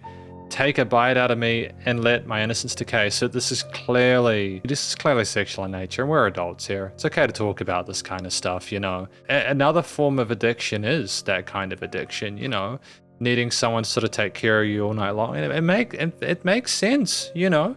I just kind of think it's kind of classy that we waited until near the end of the album to have it. I feel like at this point, even if you're a little bit more sort of like prudish, you're kind of used to what they're going at, and you can kind of go, oh, that is a different one. I understand that. So it's fine. Absolutely. And I think that you can kind of combine the Vocaloid kind of like synth tones with the vocals as kind of like a parallel to a lot of, I suppose, how people interact with technology and this kind of stuff, and the kind of desire that we have to be with other people, and the lack of barriers to that. the lack of permission we have sometimes and how people are kind of corrupted by that kind of stuff, you know. There's interesting conversations to be had about that kind of stuff. The kind of glitchy kind of stop-started kind of cutesy tone of those bow, bow, bow, bow, da da dum, dum. It is a fun theme, and we have some kind of like thuddish kind of thonky kind of sounds as well for a bit more of a playful tone. And the little squealers kind of make it sound a bit more sort of like youthful and innocent, but also kind of sound like a mattress squeaking. When we have the kind of vicious, kind of furious, kind of like bass synth with a very kind of authentic dubstep tone around the 35-second mark, it just sounds filthy, and you know that you're going in another direction entirely. It's just with like an industrial tone to the vocals with just the bass, the drum, and that synth there. It's just, you know, we're capable of having the guitars as per the different guitar solos we have later on. One of them a bit more sort of like noise oriented, the other more like a kind of a colorful display of sort of submerged reverb tones and sort of like caustic textures. The other one, a mixture of sort of like modulated kind of like chromatically kind of sweet parts on the guitars, which are quite cool. But they're like the harmonized vocals that we had around the 120 mark sound heavenly. They sound angelic, and it's just, you kind of get like lost in it. It's like ecstasy, I suppose. And the kind of beepy little kind of subleads and synths there, I meant to sort of make it seem a bit more synthetic, but also more colorful there. And I just think if we've been kind of very kind of like rhythm distorted guitar oriented here, it might have just maybe been a little bit too heavy. We wanted to kind of float a more cyberpunk-esque kind of theme to it. The heavy filtering, or like the automation of that around a 2-minute 25 mark, is kind of curious to me.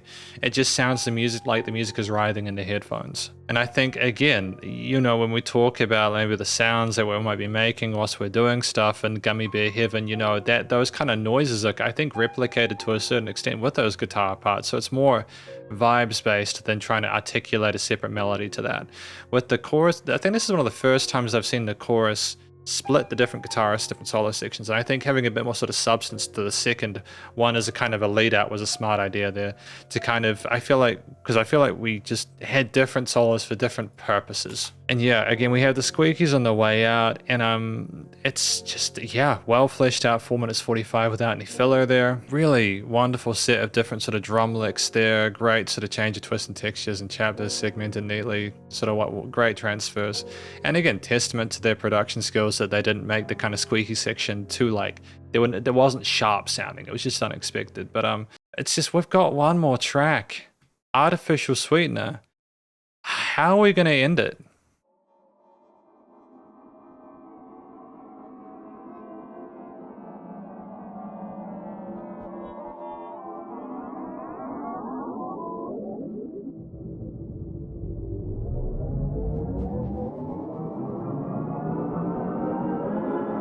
What are we building into?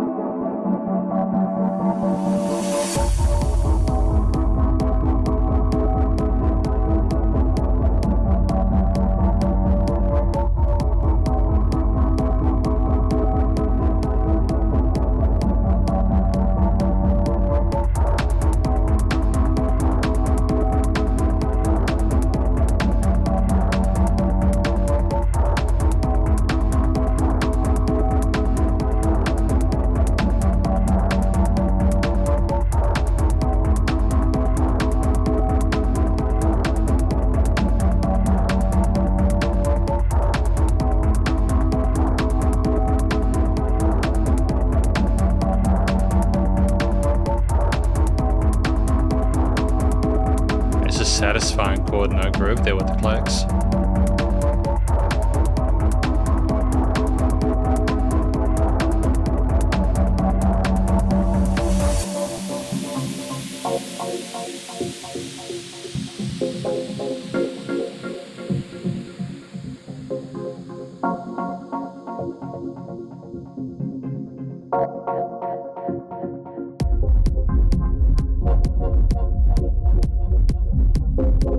in that bass, dude.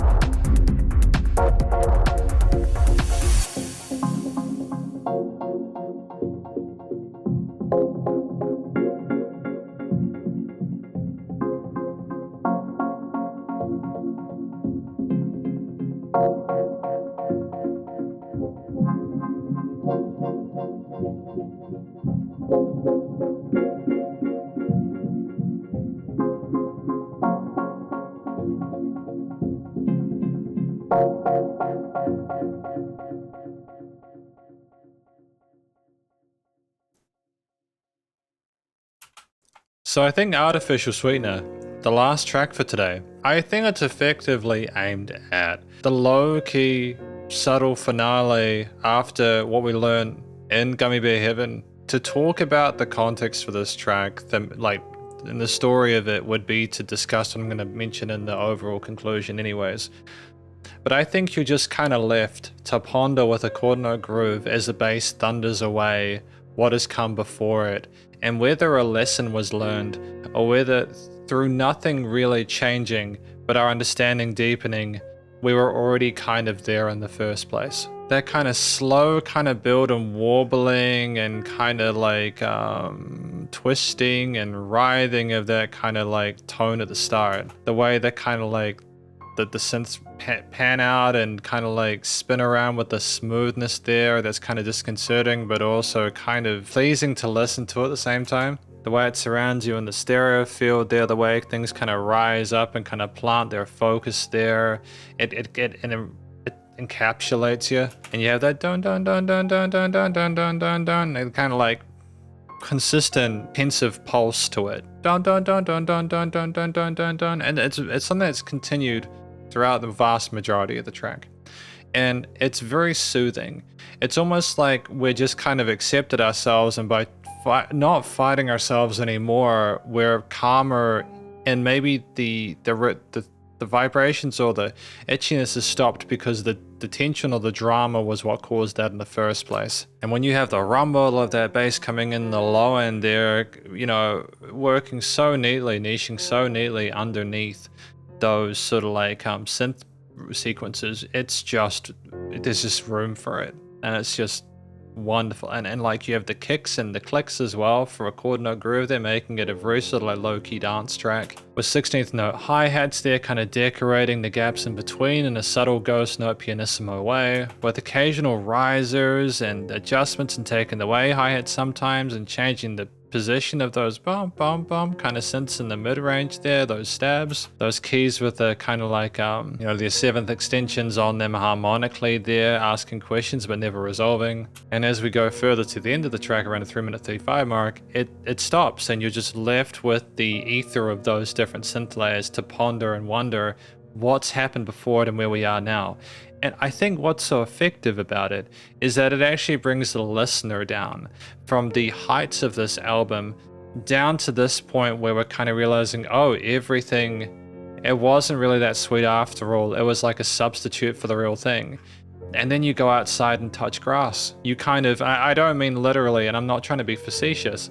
It's just more that I think you just realize you've been so, I think, overwhelmed by a lot of what's going on in this album deliberately, that you appreciate the quiet that comes after it pauses, and you're left kind of like in a very kind of like relaxed place.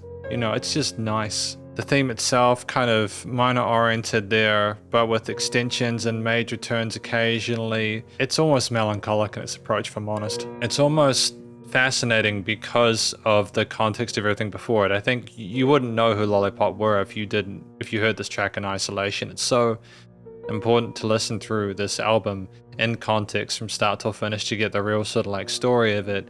But the studio production continues to be maintained well. There's great use of risers between certain elements and transfers are seamless. Sidechaining of the kicks is wonderful. And there's a natural bell curve throughout the piece there, going up and then down at the end. And we're going to talk about this track and this album more in the conclusion. Because welcome to the conclusion of my review of this album from an act named Lollipop, titled Sugar Rush. In this section, I'm going to be providing my overall thoughts on this album as opposed to individual tracks, because I have spoken about each of them and they've got their own sort of mini conclusion, as well as any overall applicable constructive critique, and then finally my general thoughts from a listener's perspective. But first of all, what do we think this album is about? I think Sugar Rush is about the main sort of protagonist initially looking at how they're affected by things and how they're addicted to things and how they're suffering through it and going through withdrawals, but then also how they're kind of giving into it at the same time because it makes them feel something. They feel like they're alive when they do it. It's fun, exciting, and overwhelming and like exuberant, and they struggle to get away from it. As we come down from that, like in like after Hard Candy where things rise and then they fall again, we're kind of in a we're hungover state where we're really sort of identifying what the hell is happening, and with it's in my head there, we're kind of looking at our own self and how we are addicted to things and identifying what we can do differently. With economics, we're looking as well as the socioeconomic, you know, conditions there, you know, how people make money off of these addictions that people have. With Jawbreaker eventually meeting whoever is responsible for this, or at least wanting to hurt them or shut it down. But then Sugar Rush and Gummy Bear Heaven kind of look into either different types of vices that we have and maybe kind of accepting the imperfections of who we are. And I think in Sugar Rush we specifically say that we're not even necessarily as addicted. We've just found out that we like the rush. Even if those things are taken away that we're addicted to, we kind of we just don't like being bored. And so I think that as you get to Artificial Sweetener at the end, you're left in a place where there's really nothing else to say apart from to sort of simmer down, appreciate the more low-key stylings of the bass drums and sort of like, you know, harmonized keys and stabs, and fade out and just move on from that state. I think it's a really interesting story and it's well worth listening to. And I think just as a comment on the album itself, I don't think you get the same experience listening to the individual tracks as you do from listening to the album start till finish. So if you're watching this, please just watch it or listen through it from start to finish on your own. Links in the description for their Spotify page. It's great music, well worth your time, as well as their YouTube and Instagram if you want to follow their socials. The vocals throughout this, whether they're vocal chops or kind of harmonies or the vocaloid stylings or the mains there with a bit of occasional sort of glitchy textures there to kind of make it seem a bit more sort of like unstable. We do a lot of fun stuff here. We're typically almost kind of like neutral in our bases here. We do choose some major leanings to some of these melodies where we betray the minor key signature of these tracks. And I think that's a deliberate approach to make it seem a bit sort of like disconcerted. And I think that by not being too literal, it makes it kind of quirky sounding and a bit sort of unique. It's a staple of modern music and music for the last few hundred years to have minor main melody with minor chord progression, but there were parts on the guitars as well where we didn't just play the minor scale over the minor chords. We deliberately added that kind of juxtaposition between those thirds, and it was actually kind of cool. I got used to it as we went on. I thought it was really fun. So I think the vocals were handled really well. Again, that synthetic feel worked well with a lot of kind of digital electronic elements within this. I feel like if the vocals were too clean, it would have just been a little bit too much. The countant, there's also heavy modulation in certain parts like the countant and other bits in the vocal chops and other parts. They're making it more like an instrument. Structurally, these tracks range from 2 minutes to 52 all the way to 6 minutes 10. And I don't think there was any filler in any of them.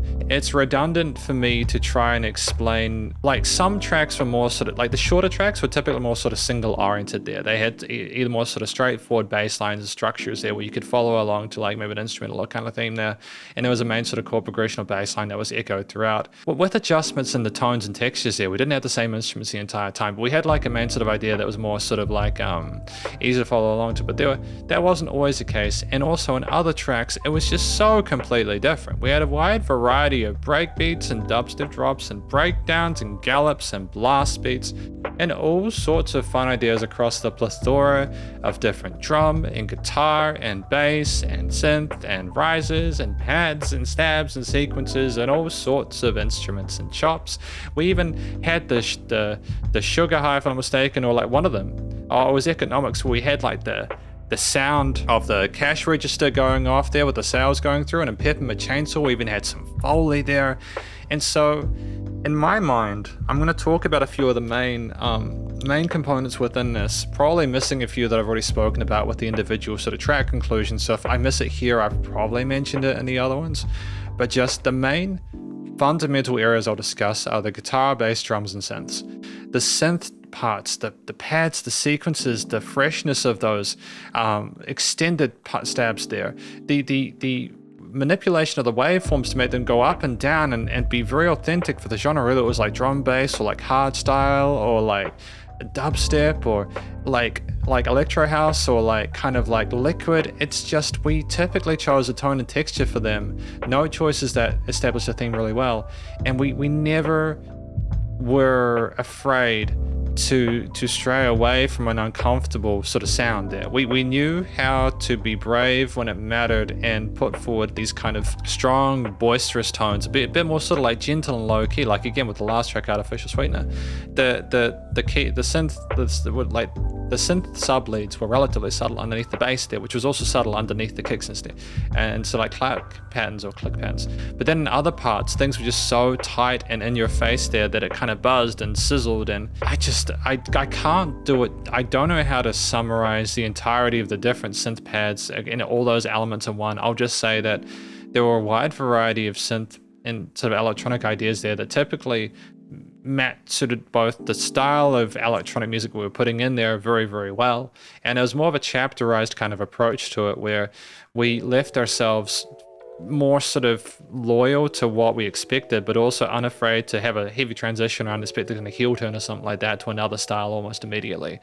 The guitars were tremendous, and part of it was because of the minimalism of the rhythm sections, as well as the kind of animosity and creativity with the leads.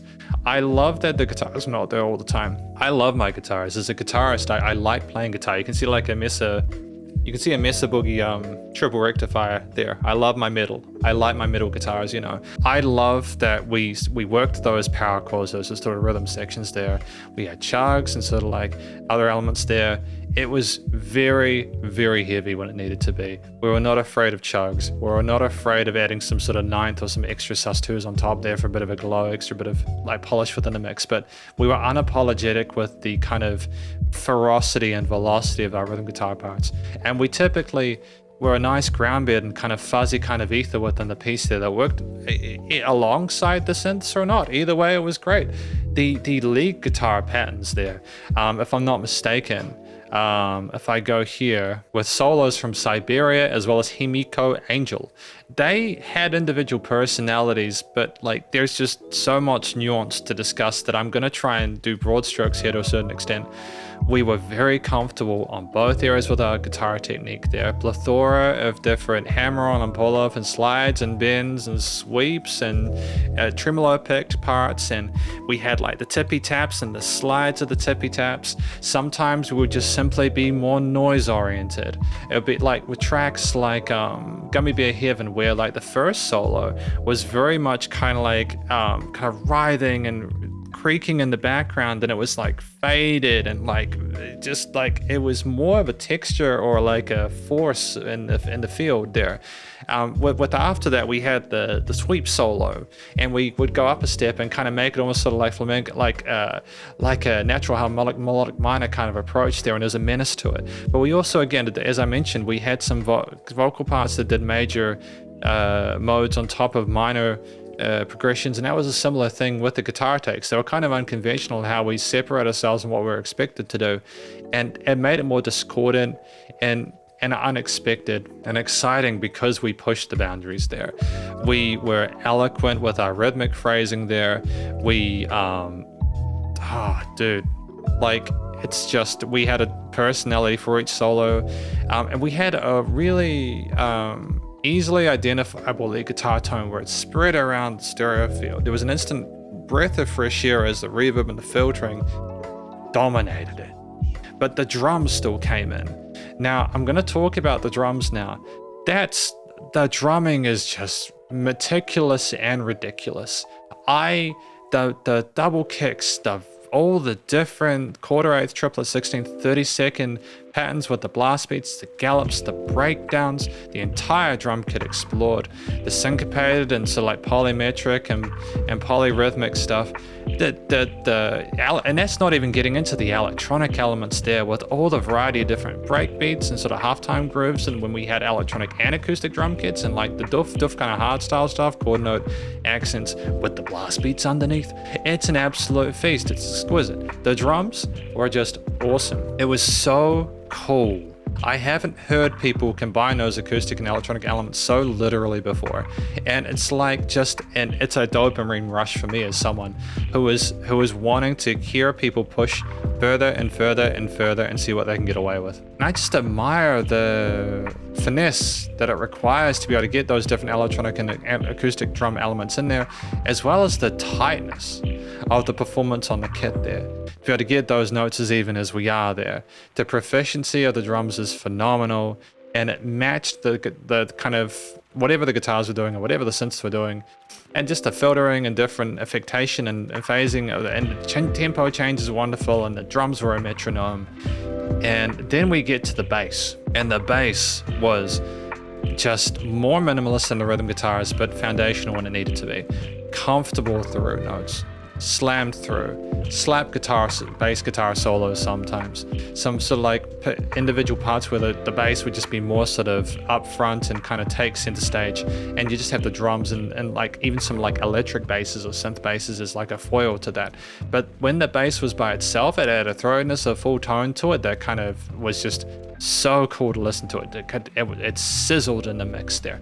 It just had so much presence, and that's a phenomenal bass tone. And the fact that we played it nice and tightly, and then we had a bit of funkiness again with those octave shifts between the slaps and pops is the icing on the cake. Those are the main sort of instrumental elements I want to talk about. Thematically, I think it's a mishmash of various styles and different genres where we kind of collated them, and a lot of it wasn't necessarily trying to invoke a specific feeling. We would, again, the major vocals or guitar lines with minor keys are melancholic or kind of like just very kind of trying to sort of divorce us from like a clear A and B style. It's going for the gray side of nuance there. What I will say is that it's mostly minor. It was mostly meant to be aggressive and sad and uncomfortable.